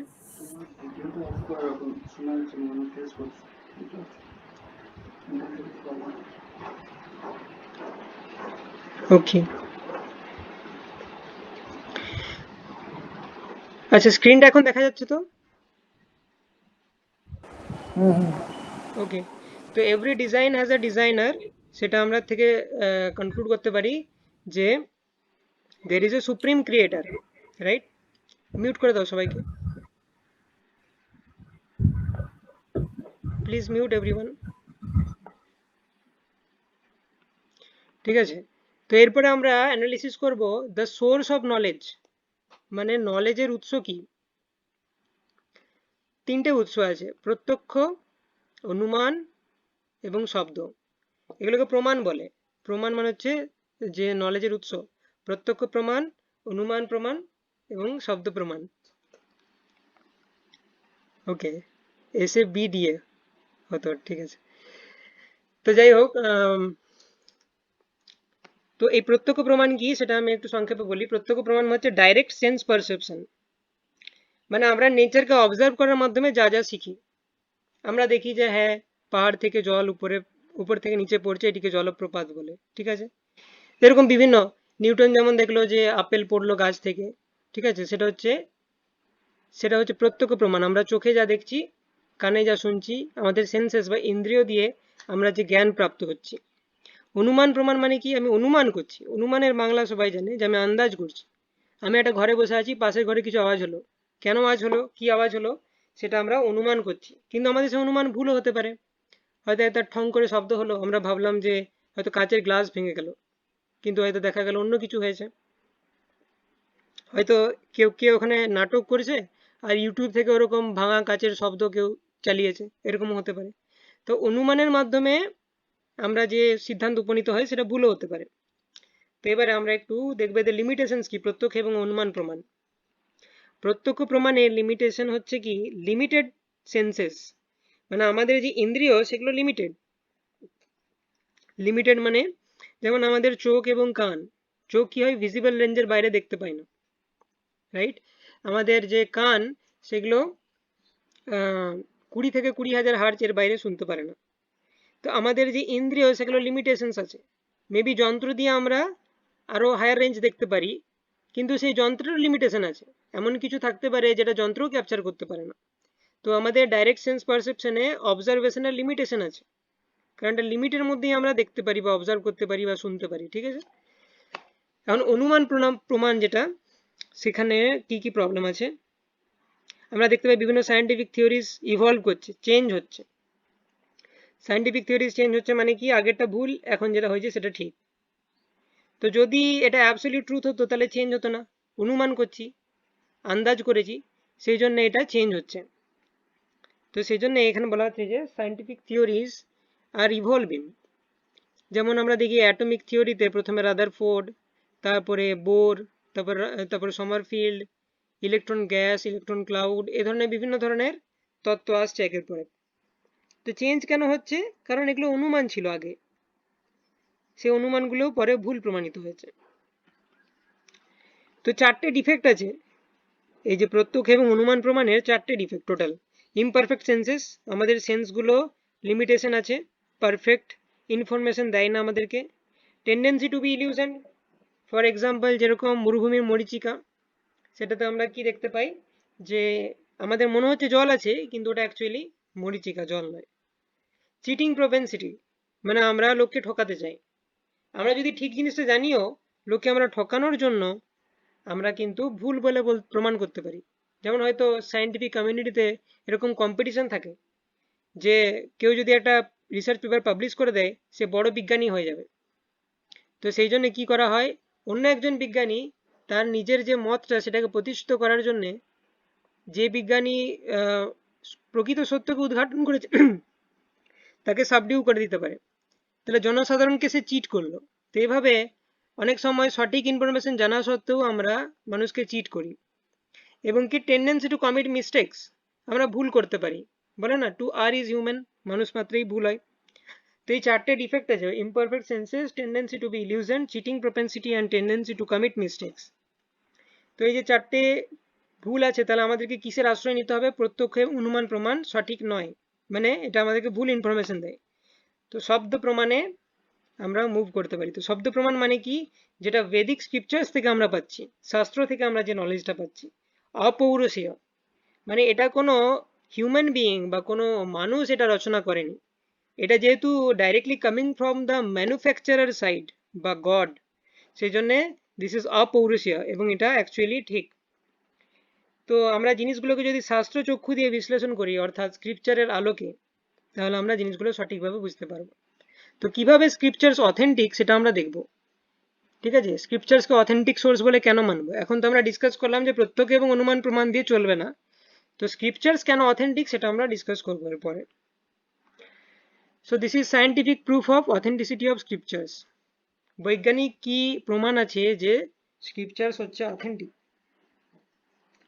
তো তার প্রথম প্রমাণ হচ্ছে এমব্রিওলজি, যে ভ্রূণ বিদ্যা। এটা আমরা দেখতে পাচ্ছি মডার্ন বায়োলজিক্যাল সায়েন্স ডিসকভার করেছে। যখন থেকে আল্ট্রাসোনোগ্রাফি এইসব আবিষ্কার হয়েছে, তখন আমরা মাতৃগর্ভে ভ্রূণ কিভাবে বেড়ে ওঠে সেটাকে অবজার্ভ করতে সক্ষম হয়েছি। কিন্তু সেই একই কথা আজ থেকে 5000 বছর আগে শ্রীমদ্ ভাগবতমে 3.31 থার্ড ক্যান্টো অর্থাৎ তৃতীয় স্কন্ধের চ্যাপ্টার নাম্বার 31 31তম যে চ্যাপ্টার, সেখানে বর্ণনা করছে কপিল মুনি, যিনি হচ্ছেন ভগবানের অবতার, তার মা দেবহূতিকে বর্ণনা করছেন। ঠিক আছে, তো আমি একটু পরে শোনাবো যে 3.31 কি আছে। কেউ ডিটেলসে পড়তে চাইলে আমার সাথে যোগাযোগ করতে পারে বা ইন্টারনেটেও পাওয়া যায়। সো 3.31 বলা হচ্ছে, শ্রী ভগবান উবাচ कर्मणा दैव नेत्रेण जन्तुर्देहोपपत्तये स्त्रिया प्रविष्ट उदरं पुंसारेतः कनश्रय. The personality of Godhead said, under the supervision of the Supreme Lord and according to the result of his work, the living entity or the soul is made to enter the womb of a woman through the particle of male semen to assume a particular type of body. काललं तो एकरातेन पञ्चरात्रेण बुद्बुदं दासहेन तु कनकादु পেশি আন্দাম বা ততঃপরম। On the first night, তো এখানে দেখো বর্ণনা করা হচ্ছে যে প্রথম রাত্রে the sperm and the ovum mix, and on the fifth night the mixture ferments into a bubble. On the 10th night it develops into a form like palm, and after that it gradually turns into a lump of flesh or an egg as the case may be. তো এখানে একদম প্রথম দিন থেকে সূত্রপাত করে কিভাবে ভ্রূণের ডেভেলপমেন্ট হয় সেটা বর্ণনা করা আছে। টার্মিনোলজি মে বি ডিফারেন্ট, আমরা যেটাকে ফার্টিলাইজেশন, ফিটাস, ঠিক আছে, ব্লাস্টোসিস্ট, গ্যাস্ট্রোসিস্ট এগুলো বলে থাকি, স্ক্রিপচার্সে যেহেতু সংস্কৃত ভাষায় লেখা, সেই জন্য সেই টার্মিনোলজিগুলো ডিফারেন্ট হতে পারে, কিন্তু ডেসক্রিপশনটা এক্স্যাক্টলি সেম। সো এখান থেকে বোঝা যাচ্ছে যে 5000 বছর আগে স্ক্রিপচার্সে যেটা লেখা আছে, রিসেন্টলি আমরা সেটা ডিসকভার করতে পারছি। ডায়ামিটার অফ দ্য আর্থ, ঠিক আছে, এটা আমাদের যখন যখন স্পেস এক্সিবিশন পসিবল হয়েছে, তখন আমরা জানতে পেরেছি পৃথিবীর ডায়ামিটার কত। ঠিক আছে, যেটা আমরা জানি যে 6400 হচ্ছে রেডিয়াস, 6400 কিলোমিটার, 12800 কিলোমিটার হচ্ছে পৃথিবীর ডায়ামিটার। তো সেটা আমাদের শ্রীমদ্ ভাগবতমের 5th ক্যান্টো বা পঞ্চম স্কন্ধে বর্ণনা করা আছে যে ভূমণ্ডলকে 9টা এরকম বর্ষে ডিভাইড করা যায়: কুরু বর্ষ, হিরণময় বর্ষ, রম্যক বর্ষ, কেতুমালা বর্ষ, ইলাব্রত বর্ষ, ভদ্রস্ব বর্ষ, হরিবর্ষ, কিমপুরুষ বর্ষ, ভারতবর্ষ। তো এই ভারতবর্ষ মানে কিন্তু আমাদের যে ইন্ডিয়া সেটা নয় স্ক্রিপচার্সের ল্যাঙ্গুয়েজে। এই ভারতবর্ষের যে 9th ডিভিশন, এটাকে যদি 9 ভাগে ভাগ করি, তো 9th ডিভিশনকে বলা হয় Bharatakhanda. So Bharatakhanda refers to the whole earth. তো এইখানে আমরা দেখতে পাচ্ছি যে এর যে ডাইমেনশন সেটাও দেওয়া আছে, দিস ইজ 9 কিলো যোজন। এই যে জায়গাটায় এর ডাইমেনশন হচ্ছে, উইথ হচ্ছে 9 কিলো যোজন। তো তার 9th পার্ট মানে 1/9 অফ 9th কিলো যোজন, দ্যাট ইজ 1 কিলো যোজন, মানে 1000 যোজনাস। সেটাকে যদি কিলোমিটারে কনভার্ট করি তাহলে আসবে 12800 কিলোমিটার, যেটা এক্স্যাক্টলি আমরা জানি as the diameter of earth. তো এটাও আমরা দেখতে পেলাম স্ক্রিপচার্সে প্রেডিক্ট করা আছে। Distance from earth to sun, so আমরা যদি সূর্য, পৃথিবী, চন্দ্রের ডিস্টেন্সটা দেখি, তাহলে আমরা দেখব কত সুন্দরভাবে এটাকে অর্গানাইজ করা হয়েছে। সূর্য থেকে পৃথিবীর যে ডিস্টেন্স, সেটা নিয়ার অ্যাবাউট 108টি সূর্যের যে ব্যাস, সেটাকে সংযোজন করলে যা হয় সেটা। আবার পৃথিবী থেকে চাঁদের যে দূরত্ব, সেটা প্রায় 108টি চন্দ্রের ব্যাসকে সংযোজন করলে যা সেটা। আবার সূর্যের যে ব্যাস, সেটা হচ্ছে 108টি পৃথিবীর ব্যাসকে সংযোজন করার মতো। তো আমরা দেখতে পাচ্ছি এগুলো দেওয়া আছে কত পার্সেন্ট অ্যাকিউরেসি, 98%, 99%। ঠিক আছে, সামান্য ডিফারেন্স হতে পারে ফ্রম দ্য মডার্ন ক্যালকুলেশন, কিন্তু প্রায় ওটা ম্যাচ করছে। ঠিক আছে, সেটা আমাদের মডার্ন ক্যালকুলেশনের এরারও হতে পারে মেবি। ওকে, তো আমরা দেখতে পাচ্ছি কত সুন্দরভাবে এগুলোকে ডিজাইন করা হয়েছে, তাই না? এতে 108 হচ্ছে একটা বেদিক নাম্বার। তো সূর্য, চন্দ্র, পৃথিবী এদের যে লোকেশনগুলো সেট করা হয়েছে সেটা আরবিটারি নয়, যে out of nowhere suddenly এক্সপ্লোশনের ফলে এসব সৃষ্টি হয়ে গেছে এবং কোনো লোকেশন কিছু নেই, অটোমেটিক এগুলো সব হচ্ছে তা নয়। এগুলোকে প্রপারলি ডিজাইন করা হয়েছে, আমরা দেখতে পাচ্ছি এই ফিগারগুলো থেকে। এটা একটা প্রপার ডিজাইন। যদি আমরা ডিস্টেন্সটা ক্যালকুলেট করি তো হনুমান চালিসাতে আছে যুগ সহস্র যোজন অপর ভানু লীল্য তাহি মাধুর ফল জানু। এটা হনুমান চল্লিশাতে এই স্টেটমেন্টটা আছে। তো সেখান থেকে আমরা দেখতে পাই 1 yuga equal to 43,20,000 years, that is equal to 12,000 divine years. 1 yuga মানে। তো এরপরে যুগ সহস্র যোজন, 1 যুগ মানে হচ্ছে 12,000 ডিভাইন ইয়ার্স, সহস্র যোজন ইন্টু 1000 যোজনাস। তো সেটা যদি আমরা কিলোমিটারে কনভার্ট করি it comes around 15 crore kilometre, 15 কোটি কিলোমিটার, যেটা আমরা জানি সূর্য থেকে পৃথিবীর ডিস্টেন্স। স্পিড অফ লাইট সেটাও কমেন্ট্রি টু ঋগ্বেদাতে দেওয়া আছে। তথা চ স্মর্তয়ে যোজনম সহস্রে দ্বে দ্বে শতে দ্বে। তো এই যে ফিগারটা আমরা দেখতে পাচ্ছি দ্বে দ্বে শতে দ্বে মানে 2202। It is remembered here that the sun traverses 2202 yojanas in a half nimisa. তো নিমেষ যোজন এগুলো হচ্ছে সময় এবং দূরত্বের একক, বেদিক ইউনিটস। 1 নিমেষ মানে হচ্ছে 0.2212 সেকেন্ড। সেটাকে যদি আমি 2202 যোজনাস ডিভাইডেড বাই 0.5 নিমেষা করি তাহলে it comes around 0.3 million kilometre per second. ঠিক আছে, সেটাকে যদি আমি মিটার পার সেকেন্ডে কনভার্ট করি তাহলে 3 × 10⁸, যেটা আমরা জানি to be the speed of light. তো এটা আমাদের স্ক্রিপচার্সে দেওয়া আছে। টাইম ডিলেশন বা special theory of relativity, Bhagavad Gita 8.17 দেওয়া আছে সহস্র যুগ পর্যন্তম আহর্যাদ ব্রহ্মণো বিদু রাত্রিম যুগা সহস্রান্তম তেহো রাত্র বিদো জন। By human calculation 1,000 ages taken together from the duration of Brahma's one day, and such also is the duration of his night. তো এই যে 1000 ages মানে 1000 দিব্য যুগা। তো দিব্য যুগার মধ্যে আছে একটা সত্য যুগ, ত্রেতা যুগ, দাপর, সত্য, ত্রেতা, দাপর, কলি, এই 4টে যুগের একবার আবর্তনকে বলা হয় একটি দিব্য যুগ। তো এর ক্যালকুলেশন আছে যে কলিযুগের ডিউরেশন হচ্ছে 4,32,000 বছর, দাপর যুগ হচ্ছে ডাবল অফ কলিযুগা, ত্রেতা যুগ হচ্ছে ট্রিপল অফ কলিযুগা, সত্য যুগ হচ্ছে 4 টাইমস কলিযুগা। তো এগুলোকে সাম আপ করলে আসে 10 times Kaliyuga, that comes around 43,20,000 years, that is one age. তো এরকম 1000 এজেস মানে 43,20,000 ইয়ার্স ইন্টু 1000, এটা হচ্ছে ব্রহ্মার 12 ঘন্টা। ঠিক আছে, তো এরকমই 43,20,000 ইয়ার্স ইন্টু 1000 ব্রহ্মার আরো 12 ঘন্টা, তো দিয়ে ব্রহ্মার একদিন হয়। তো আমরা দেখতে পাচ্ছি যে টাইম ডিলেশন বা স্পেশাল থিওরি অফ রিলেটিভিটি কি বলে, যে টাইম ইন্ডিভিজুয়ালের উপর ডিপেন্ড করে। কেউ যদি লাইট স্পিডের কাছাকাছি মুভ করে, কেউ যদি মুভিং ফ্রেম অফ রেফারেন্সে থাকে, তাহলে তার কাছে টাইমটা ডিলেড হয়ে যায়, মানে তার কাছে টাইমের স্পিড কমে যায়। তো সেরকমই টাইমটা রেফারেন্স ফ্রেমের উপর ডিপেন্ড করে। This is special theory of relativity, মানে relative to the frame, everything is relative to your frame. তো সেরকমই আমরা দেখতে পাচ্ছি যে হিউম্যান বা আর্থলি ফ্রেমে যেটা হচ্ছে আমরা জানি 43,20,000 বছর ইন্টু 1000, সেটা ব্রহ্মার ফ্রেমে হচ্ছে মাত্র 12 ঘন্টা।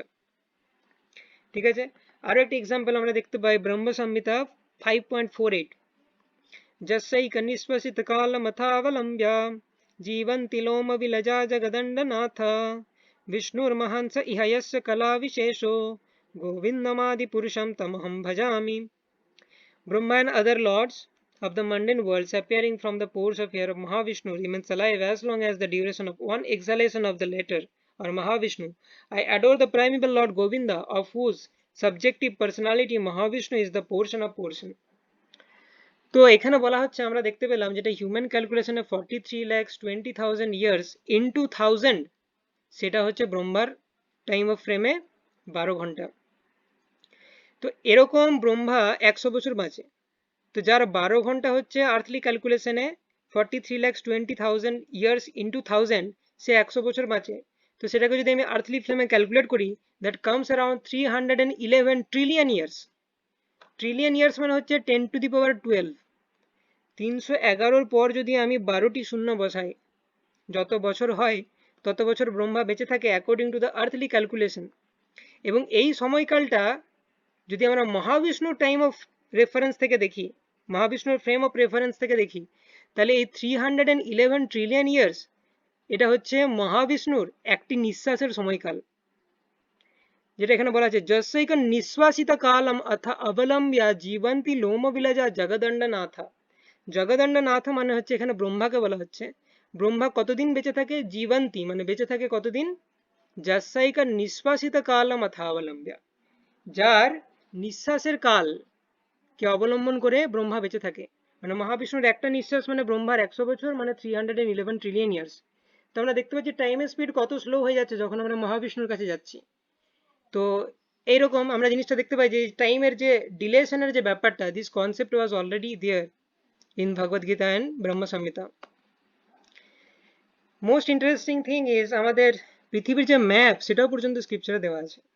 আমরা যদি মহাভারতের ভীষ্ম পর্ব থেকে পড়ি তাহলে এখানে দেখতে পাবো, half of the Bharatvarsha appears like a rabbit and a small people live, and the other half appears in the form of big people live, and they are surrounded by all varieties of vegetation.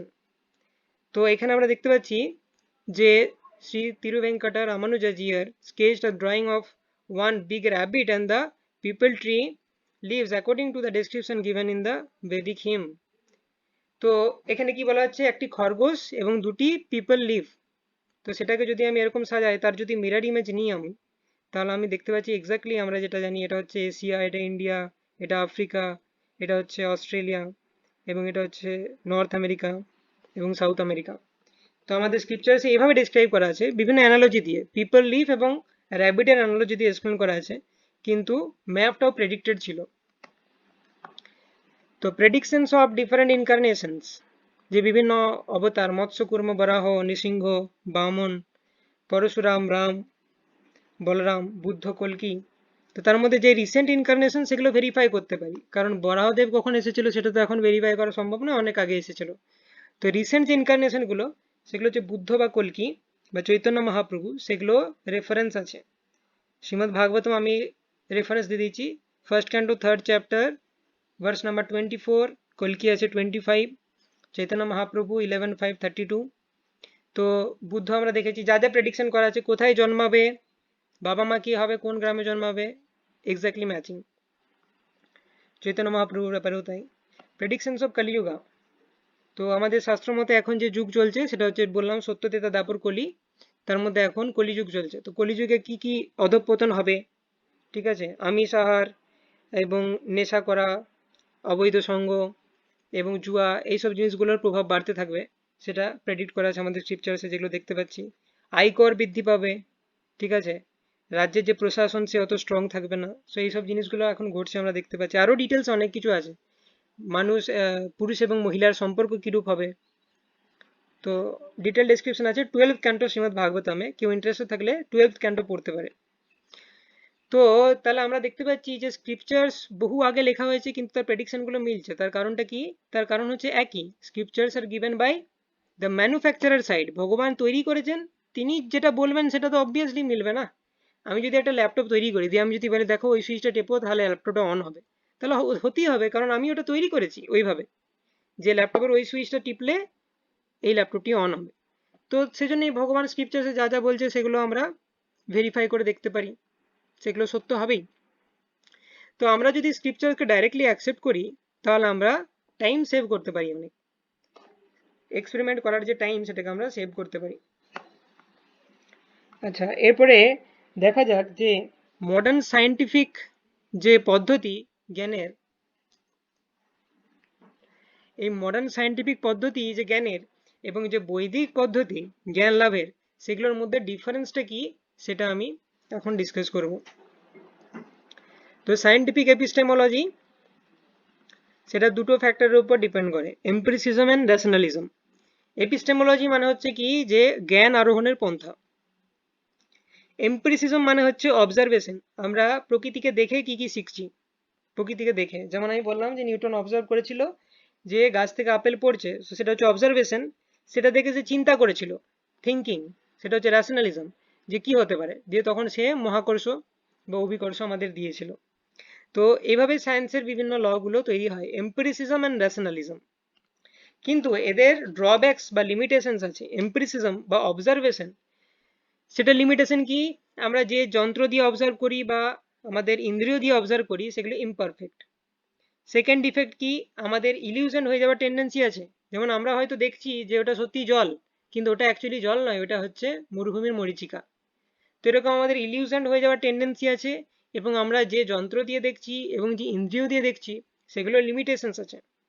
So that is why empiricism এর limitations হচ্ছে imperfect senses and tendency to be illusion.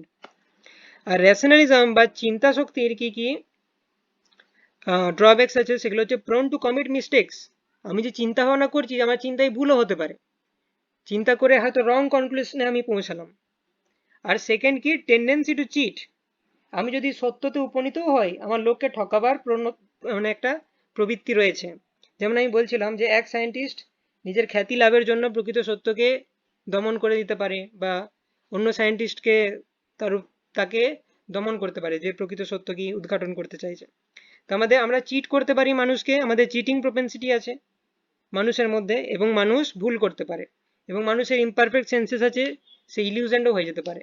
তো সেই জন্য আমরা যে scientific থিওরিগুলো বানাই সেগুলোর মধ্যে অনেক অ্যাকচুয়ালি ভুল থাকে, এই চারটে ভুলের জন্য। সেই জন্যই আমরা দেখতে পাই যে থিওরিগুলো চেঞ্জ হচ্ছে বারবার। দেখা গেল একটা নোবেল প্রাইজ পেলো একটা থিওরির জন্য, পরের বার নোবেল প্রাইজ দেওয়া হচ্ছে সেই থিওরিটাকে ভুল প্রমাণ করার জন্য। তাহলে এটা কিরকম? তার মানে এটার মানে হচ্ছে এটাই যে আমাদের প্রচুর লিমিটেশনস আছে। সায়েন্টিফিক যে জ্ঞান আহরণের যে পদ্ধতি, তাতে ভুল থাকার জন্যই থিওরি চেঞ্জ করতে হয়। থিওরি চেঞ্জ হচ্ছে মানে কি, আগেরটা ভুল ছিল, তার মানে নিশ্চয়ই আমাদের পদ্ধতিতে ভুল আছে। তো এই ভুলগুলো আছে। কিন্তু এখন যারা স্ক্রিপচার্স বা শাস্ত্রকে মনে করে যে শাস্ত্র হচ্ছে মাইথোলজি, তাদের কাছে অন্য কোনো অপশন নেই। তাই এটা এটা কম এফিসিয়েন্ট ওয়ে হলেও এইভাবেই তাদেরকে সত্য উদ্ঘাটনের পথে এগিয়ে চলতে হয়। আচ্ছা, আরেকটু যদি অ্যানালাইসিস করি, এই যে সায়েন্টিফিক এপিস্টেমোলজির দুটো ব্রাঞ্চ, এম্পিরিসিজম আর রেশনালিজম, এটা দুটো প্রিন্সিপালের উপর দাঁড়িয়ে আছে। এম্পিরিসিজম বা অবজারভেশন, সেটা কিসের উপর দাঁড়িয়ে আছে? সেটা হচ্ছে forms a set of axioms which lead to understanding. মানে আমরা প্রকৃতিকে দেখেই কিছু সিদ্ধান্তে উপনীত হই। অ্যাক্সিয়ম মানে হচ্ছে স্বতঃসিদ্ধ। তো প্রকৃতিকে দেখার মাধ্যমে আমরা কিছু স্বতঃসিদ্ধতে উপনীত হই। যেমন আমরা দেখলাম যে আমরা ছোট থেকে দেখছি জল, সবকিছু জিনিসই ওপর থেকে নিচে পড়ে। তো এখনো আমাদেরকে কেউ যদি বলতে আসে যে শোনো ওই জিনিসটা, যদি বেলুন আকাশে উড়ছিল, বেলুন আকাশে উড়ছে উপরের দিকে যাচ্ছে, ঠিক আছে, বা এরোপ্লেন উড়ছে, তো আমরা সেটাকে কিভাবে এক্সপ্লেন করব? তো আমাদের কাছে অবজারভেশন থেকে আমরা এই স্বতঃসিদ্ধ উপনীত হয়েছি যে সবকিছু নিচের দিকে পড়ে। তাহলে সেইটাকে মাথায় রেখে আমাদের ভাবতে হবে। এখন এখন কেউ যদি আমাকে বলে যে এরোপ্লেন কেন আকাশে উড়ছে, ওটা অভিকর্ষের জন্য উড়ছে, তো সেটা আমি বিশ্বাস করতে পারবো না। কারণ আমরা কারণ আমরা অলরেডি জানি যে আমাদের অবজারভেশন থেকে যে সবকিছু নিচের দিকে পড়ে, তাই অভিকর্ষ কারণ নয়। অভিকর্ষ কারণ নয় পৃথিবী উড়ার। অভিকর্ষ মানে সরি, যে এরোপ্লেন উড়ছে তার কারণ হচ্ছে অভিকর্ষ নয়, কারণ অভিকর্ষ কি করে, সবকিছুকে নিচের দিকে টেনে নিয়ে আসে। তো সেটা আমাদের কাছে স্বতঃসিদ্ধ। তাহলে আমি যখন ডেসক্রাইব করব হাউ এরোপ্লেন ইজ ফ্লাইং, তখন আমাকে এই স্বতঃসিদ্ধটা মাথায় রেখে একটা নতুন থিওরি আবিষ্কার করতে হবে। কি মাথায় রেখে আবিষ্কার করতে হবে? যে অভিকর্ষের জন্য কিন্তু উড়ছে না, অভিকর্ষের জন্য নিচে নামতে পারে, কিন্তু ওপরে যাচ্ছে, এটা কখনোই অভিকর্ষের জন্য হতে পারে না। তারপরে আমি আসবো, হ্যাঁ এটা বার্নৌলিস থিওরেম অনুসারে ওড়ে, এখানে যে উচ্চতার শীর্ষ, চাপ শীর্ষ, বেগ শীর্ষ, এই তিনটের যোগফল কনস্ট্যান্ট, অনেক কিছু আমরা থিওরি প্রপোজ করব। তো আমাদের অবজারভেশন থেকে যে অ্যাক্সিয়মস আছে, সেই অ্যাক্সিয়মসের উপর বেস করে আমি চিন্তা করি বা র্যাশনালিজম। তো আমরা begin with a set of axioms and verify the understanding. তো অবজারভেশন থেকে অ্যাক্সিয়ামে পৌঁছাই, সেই অ্যাক্সিয়ামকে কাজে লাগিয়ে আমরা নতুন থিওরি বানাই। সো দিস এম্পিরিসিজম অ্যান্ড র্যাশনালিজম, এটা একে অপরকে ফিড করে। So this is basically science. এটা হচ্ছে সায়েন্টিফিক পদ্ধতি, এম্পিরিসিজম অ্যান্ড র্যাশনালিজম, এবং সেগুলো নিজেদেরকে ফিড করছে। কিন্তু যেটা অবাক ব্যাপার সেটা হচ্ছে সত্য এই প্রসেসটার উপর লাই করে না, এম্পিরিসিজম আর র্যাশনালিজম। এইটা হচ্ছে এর মধ্যে সত্য থাকে না। সত্য কোথায় থাকে? যেখানে অ্যাক্সিওমস আছে সেখানে থাকে। কিন্তু সায়েন্টিফিক এপিস্টেমোলজির ক্ষেত্রে সব থেকে বড় যেটা হচ্ছে বাধা বা সব থেকে বড় ড্রব্যাক, যে এই ট্রুথটা চেঞ্জ হতে থাকছে। ট্রুথটা চেঞ্জ হচ্ছে, মানে 5 বছর আগে যেটা সত্য ছিল আজকে সেটা সত্য নেই। যেমন অ্যাটমিক থিওরি অনুসারে যদি আমি বলি, তাহলে একটা সময় ছিল যখন মানা হতো যে না রাদারফোর্ড যেটা বলছে সেটাই সত্য, এখন মানা হয় যে না ওটা সত্য নয়, বোর যেটা বলছে সেটা সত্য, তারপরে সমরফিল্ড যেটা বলছে সেটা সত্য। তো সায়েন্টিফিক ফিল্ডে কি হচ্ছে, সত্যটা সবসময় চেঞ্জ হচ্ছে। কিন্তু এটা হচ্ছে একটা ড্রব্যাক, তার কারণ হচ্ছে প্রতি মোমেন্টে আমাদের ট্রুথের যে ডেফিনেশন সেটা চেঞ্জ হয়ে যাচ্ছে, এবং আমরা যে কোনো ডিসিশন কার উপর বেস করে নিই? সত্যের উপর বেস করে। যেমন আমি একটা এক্সাম্পল দিচ্ছিলাম যে আহ, মানুষ ভাবলো যে প্রোডাকশন বৃদ্ধির জন্য আমাদের রাসায়নিক সার ইউজ করা উচিত এবং সেটাতে কোনো প্রবলেম নেই। কিছুদিন পর তারা দেখলো যে না রাসায়নিক সারের অনেক খারাপ প্রভাবও আছে শরীরের উপর। তো তখন তারা বললো না জৈব সারই শরীরের পক্ষে ভালো। কিন্তু এই যে সত্যটা চেঞ্জ হলো, প্রথমে ভাবছিলাম রাসায়নিক সার ভালো, তারপরে ভাবলাম না জৈব সার ভালো। কিন্তু একটা পিরিয়ড অফ টাইম ছিল যখন আমরা ভেবেছিলাম রাসায়নিক সার ভালো, কিন্তু সেটা খাওয়ার ফলে যে আমাদের শরীরে ড্যামেজটা হয়েছে সেটা কি রিকভারি করা যাবে? আমরা তো সায়েন্টিফিক রিসার্চের মাধ্যমে সত্যটাকে চেঞ্জ করে দিয়েছি, কিন্তু যে ড্যামেজটা করে নিয়েছি সেটাকে তো রিকভার করা যাবে না। So that is the problem, যে সায়েন্সের সত্যটা সবসময় চেঞ্জ হতে থাকে, কিন্তু সেই সত্যের উপর বেস করে আমরা যে ডিসিশনগুলো নিই সেই ডিসিশনগুলোর ফলে আমাদের পার্মানেন্ট ড্যামেজ হতে পারে। সো এটা হচ্ছে একটা বড় ড্রব্যাক। কিন্তু কিছু করার নেই, এই লিমিটেশনসগুলো থাকলেও যারা শাস্ত্রে বিশ্বাস করে না তাদেরকে এগুলো নিয়েই চলতে হয়। অপরপক্ষে আমরা যদি, তার মানে আমরা কি এখান থেকে বুঝতে পারি? যে only by observation and thinking we cannot arrive at the truth. Empiricism এবং র্যাশনালিজম দিয়ে ট্রুথে পৌঁছানো যায় না, কারণ এগুলোর মাধ্যমে ট্রুথটা চেঞ্জ হচ্ছে সায়েন্টিফিক এপিস্টেমোলজিতে। ঠিক আছে? তো এবার যদি আমরা বেদিক এপিস্টেমোলজি বা স্ক্রিপচারাল এপিস্টেমোলজি বা শাস্ত্রের যে বিজ্ঞান সেটাকে আমরা অ্যানালিসিস করি, তাহলে দেখতে পাবো শাস্ত্রের প্রথমেই ওরা অ্যাক্সিওমেটিক ট্রুথস দিয়ে দিচ্ছে in the form of scriptures. আমাদের কাছে শাস্ত্র আছে, শাস্ত্রে লেখা আছে সত্য কি, অ্যাক্সিয়মস বা স্বতঃসিদ্ধগুলো আগের থেকেই দেওয়া আছে। এরপরে এরও দুটো ভাগ আছে, ভেরিফিকেশন অ্যান্ড র্যাশনাল থট। আমরা এই সত্যগুলোকে ভেরিফাই করতে পারি। যেমন আমি বললাম, অনেক এক্সাম্পল দিলাম যেগুলোতে আমরা দেখেছি স্ক্রিপচার্সে যা লেখা আছে লক্ষ লক্ষ বছর আগে, ঠিক আছে, বা হাজার হাজার বছর আগে, সেগুলো এখন আমরা সায়েন্টিফিক্যালি ভেরিফাই করতে পারছি। ভেরিফাই করার পর র্যাশনালি আমরা সেগুলোকে বুঝতে পারি। তাহলে এইটাও ফিড করে একে অপরকে, এবং সেটার নামও সায়েন্স। তাহলে বেদিক যে মানে বৈদিক যে পদ্ধতি জ্ঞান আহরণের, সেটাও এক ধরনের বিজ্ঞান। ঠিক আছে, কারণ ভেরিফিকেশন আর র্যাশনাল থট, আর ওখানে ছিল এম্পিরিসিজম অ্যান্ড র্যাশনালিজম। কিন্তু বেদিক এপিস্টেমোলজির যে সুবিধা সেটা হচ্ছে কি, এখানে সত্যটা চেঞ্জ হচ্ছে না, সত্যটা দেওয়া আছে আমরা ভেরিফাই করছি সেটা, কিন্তু সত্যটা চেঞ্জ হচ্ছে না। কিন্তু সায়েন্সের ক্ষেত্রে কি হয়েছে, যে সত্যটা আমরা ভেরিফাই ভেরিফাই নয়, আমরা সত্যটাকে বানাচ্ছি এবং সত্যটা আপডেটেড হচ্ছে। আজ আজ আজ যেটা সত্য আছে 10 বছর পর সেই সত্যটা আপডেটেড হয়ে যাবে। কিন্তু আজকের সত্যের উপর বেস করে যে ডিসিশনগুলো নিয়ে নিয়েছি সেই ডিসিশনগুলো আমাদের পার্মানেন্ট ড্যামেজ করতে পারে। তো সেজন্য যে বেদিক এপিস্টেমোলজি সেটার অনেক সুবিধা আছে, কারণ এখানে সত্যগুলো চেঞ্জ হচ্ছে না, right? Truth is fixed here. তো এখান থেকে আমরা কি সিদ্ধান্ত উপনীত হতে পারি, যে বেদিক নলেজ যেটা সেটা হচ্ছে সায়েন্টিফিক, কারণ এরও ভেরিফিকেশন এবং ন্যাশনাল থট এই দুটো ব্রাঞ্চ আছে, সেগুলো ফিড টু ইচ আদার। এবং আর কি কি পেতে পারি আমরা?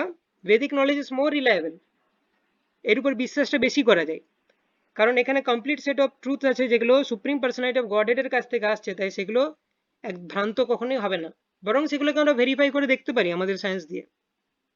তাই আমরা বেদিক এপিস্টেমোলজির উপর বেস করে যদি ডিসিশন নিই আমরা কখনো কিন্তু মিসলেড হব না।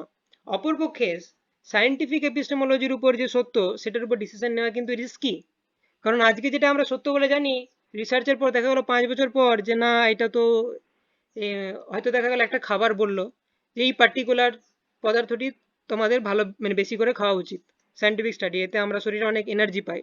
5 বছর পর দেখা গেল ওই ওই পদার্থটি খেলে বেশি ক্যান্সার হয়, বেশি ক্যান্সারের কারণ ওটাই, বা সঙ্গে সঙ্গে তাহলে এত 5 বছর খাওয়ার পর আমরা যে শরীরে পার্মানেন্ট ড্যামেজ করে নিয়েছি, তাহলে এটা ইরিকভার হয়ে যায়।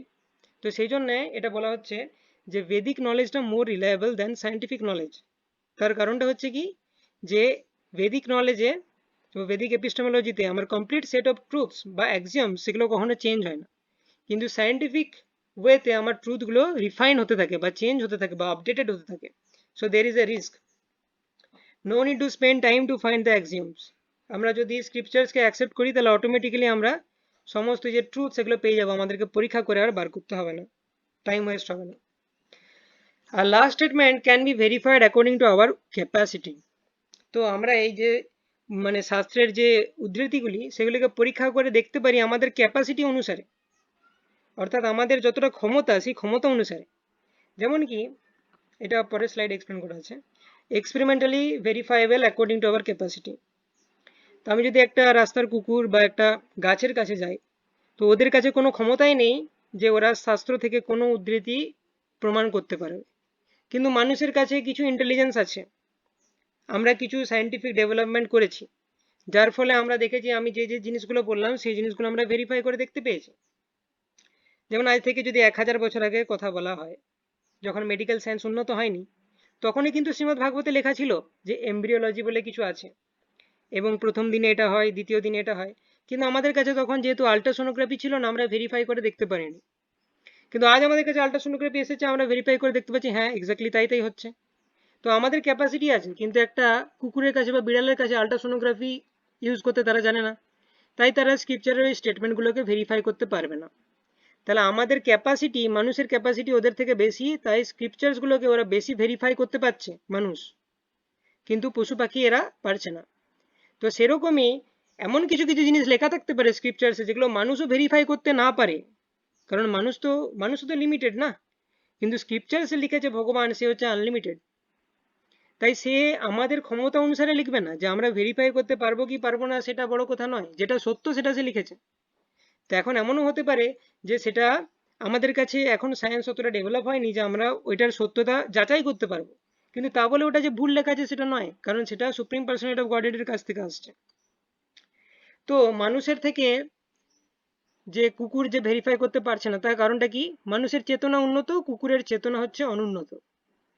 তো এই মানুষ হিসাবেও আমরা অনেক জিনিস ভেরিফাই করতে না করতে পারি। যেমন মডার্ন ম্যান, যে সায়েন্স জানে, বিজ্ঞান জানে, সে হয়তো কিছুটা ভেরিফাই করতে পারলো। আবার যে আদিম মানব, যে বনে থাকে, বন মানুষ, সে কিন্তু ভেরিফাই করতে পারবে না। তাই মানুষের মধ্যেও এই ক্লাসিফিকেশনটা আছে, মানুষের মধ্যেও কিছু কিছু মানুষের চেতনা অনুন্নত, তারা কিন্তু স্ক্রিপচার্সের কথা বুঝতে পারবে না, যাদের চেতনা উন্নত তারা বুঝতে পারবে। তো সেরকমই এই যে যোগ যে পদ্ধতি, এটা হচ্ছে একটা সায়েন্স যেটার মাধ্যমে আমাদের চেতনাকে উন্নত করা যায়। যোগের উদ্দেশ্য সেটাই, যে আমাদের চেতনাকে উন্নত করা যায়। তো যোগের দ্বারা আমরা যখন আমাদের চেতনাকে উন্নত করি, তখন আমরা অ্যাকচুয়ালি আরো হায়ার ডাইমেনশন অফ রিয়েলিটিকে অ্যাক্সেস করতে পারবো, যেগুলো স্ক্রিপচার্সে লেখা আছে। তো আমরা দেখতে পাচ্ছি যে যেমন আর্থের ম্যাপ, যখন স্ক্রিপচার্স লেখা হয়েছিল, মহাভারত লেখা হয়েছিল, তখন তো আর স্যাটেলাইট এইসব আবিষ্কার হয়নি যেটা এখন বিজ্ঞানীরা করেছে। তো ঠিক আছে, স্যাটেলাইট থেকে গিয়ে তুমি ভেরিফাই করতে পেরেছো যে আর্থের ম্যাপ যেটা প্রেডিক্ট করা হয়েছিল স্ক্রিপচার্সে এক্স্যাক্টলি সেরকমই। কিন্তু 5000 বছর আগে যখন মহাভারত লেখা হয়েছিল, তখন তারা কিভাবে বুঝেছিল যে আর্থের ম্যাপ এটা? তার মানে নিশ্চয়ই যোগ পদ্ধতি অনুশীলনের মাধ্যমে তাদের চেতনাকে তারা এতটাই উন্নত করেছিল যে তারা এক জায়গায় বসে থাকা সত্ত্বেও পৃথিবীর বাইরের স্পেস থেকে গিয়ে দেখে আসতে পারে যে পৃথিবীর ম্যাপ কিরকম। তো সেটা হচ্ছে কথা, যে আমরা যদি যোগ পদ্ধতি অনুশীলনের মাধ্যমে আমাদের চেতনাকে উন্নত করতে পারি, তাহলে আমরা কিন্তু স্ক্রিপচার্সের অনেক স্টেটমেন্টই যেগুলো এখনো পর্যন্ত বুঝতে পারিনি সেগুলো বুঝতে পারবো। কারণ স্ক্রিপচার্স যে লিখেছে সে হচ্ছে আনলিমিটেড ভগবান, ঠিক আছে? তাই সে আমাদের কথা চিন্তা করে লিখেনি যে আমরা ভেরিফাই করতে পারবো কিনা। তো আমরা যদি সেগুলো বুঝতে চাই, তার সত্যতা মানে সেটা সত্যিকারেই সত্য কিনা সেটা যাচাই করতে চাই, তাহলে কি করতে হবে, আমাদেরকে যোগ পদ্ধতি অনুসরণ করে আমাদের চেতনাকে উন্নত করতে হবে, আমাদের ক্যাপাসিটি বাড়াতে হবে যোগ পদ্ধতি অনুশীলনের মাধ্যমে, ঠিক আছে? তো তারপরে আমরা বুঝতে পারবো যে হ্যাঁ সত্যি এই যে জিনিসগুলো লেখা আছে এগুলো কিন্তু সত্যিই সব, কোনটাই মিথ্যা নয়। কিন্তু যে যার মধ্যে কোনো নলেজ নেই, চেতনা অনুন্নত, তার সে এগুলো বিশ্বাস করতে পারবে না। তো ভগবদ গীতা 9.2 বলা আছে, রাজবিদ্যা রাজগুহ্যম পবিত্রম ইদম উত্তমম প্রত্যক্ষ অবগমম ধর্মম সুসুখম কর্তুম অব্যয়ম। So this knowledge is the king of all education, the most secret of all secrets. It is the purest knowledge, and because it gives direct perception of the self by realization, it is the perfection of religion.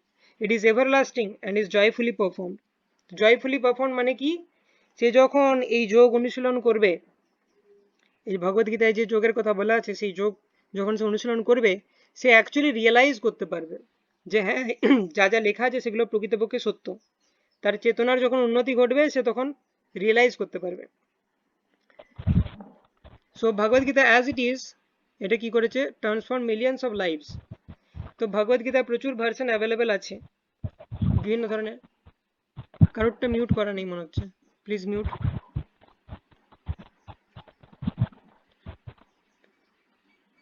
তো ভগবদ গীতাতে millions of life transform করেছে কিভাবে, but Bhagavad Gita as it is, Bhagavad গীতার প্রচুর commentary লেখা হয়েছে।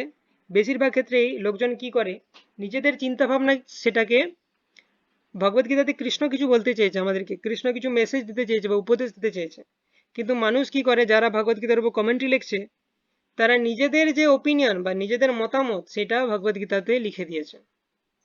কিন্তু হয়তো কৃষ্ণ সেটা বলতে চায়নি, সে বুঝতে পারেনি প্রকৃতপক্ষে। তো আমাদের যে ব্রহ্মমধ্য গৌড়ীয় সম্প্রদায়ে শিল প্রভুপাদ যিনি আসছেন, একটা বোনাফাইড অথেন্টিক বৈষ্ণব সম্প্রদায়, তো উনি যখন ভগবদ গীতা অ্যাজ ইট ইজ লিখলেন বা ভগবদ গীতা যথাযথ বাংলাতে, তো সেই ভগবদ গীতা কিন্তু মিলিয়ন্স অফ লাইফকে ট্রান্সফর্ম করতে পেরেছে, যেমন আমরাও টাচে এসেছি।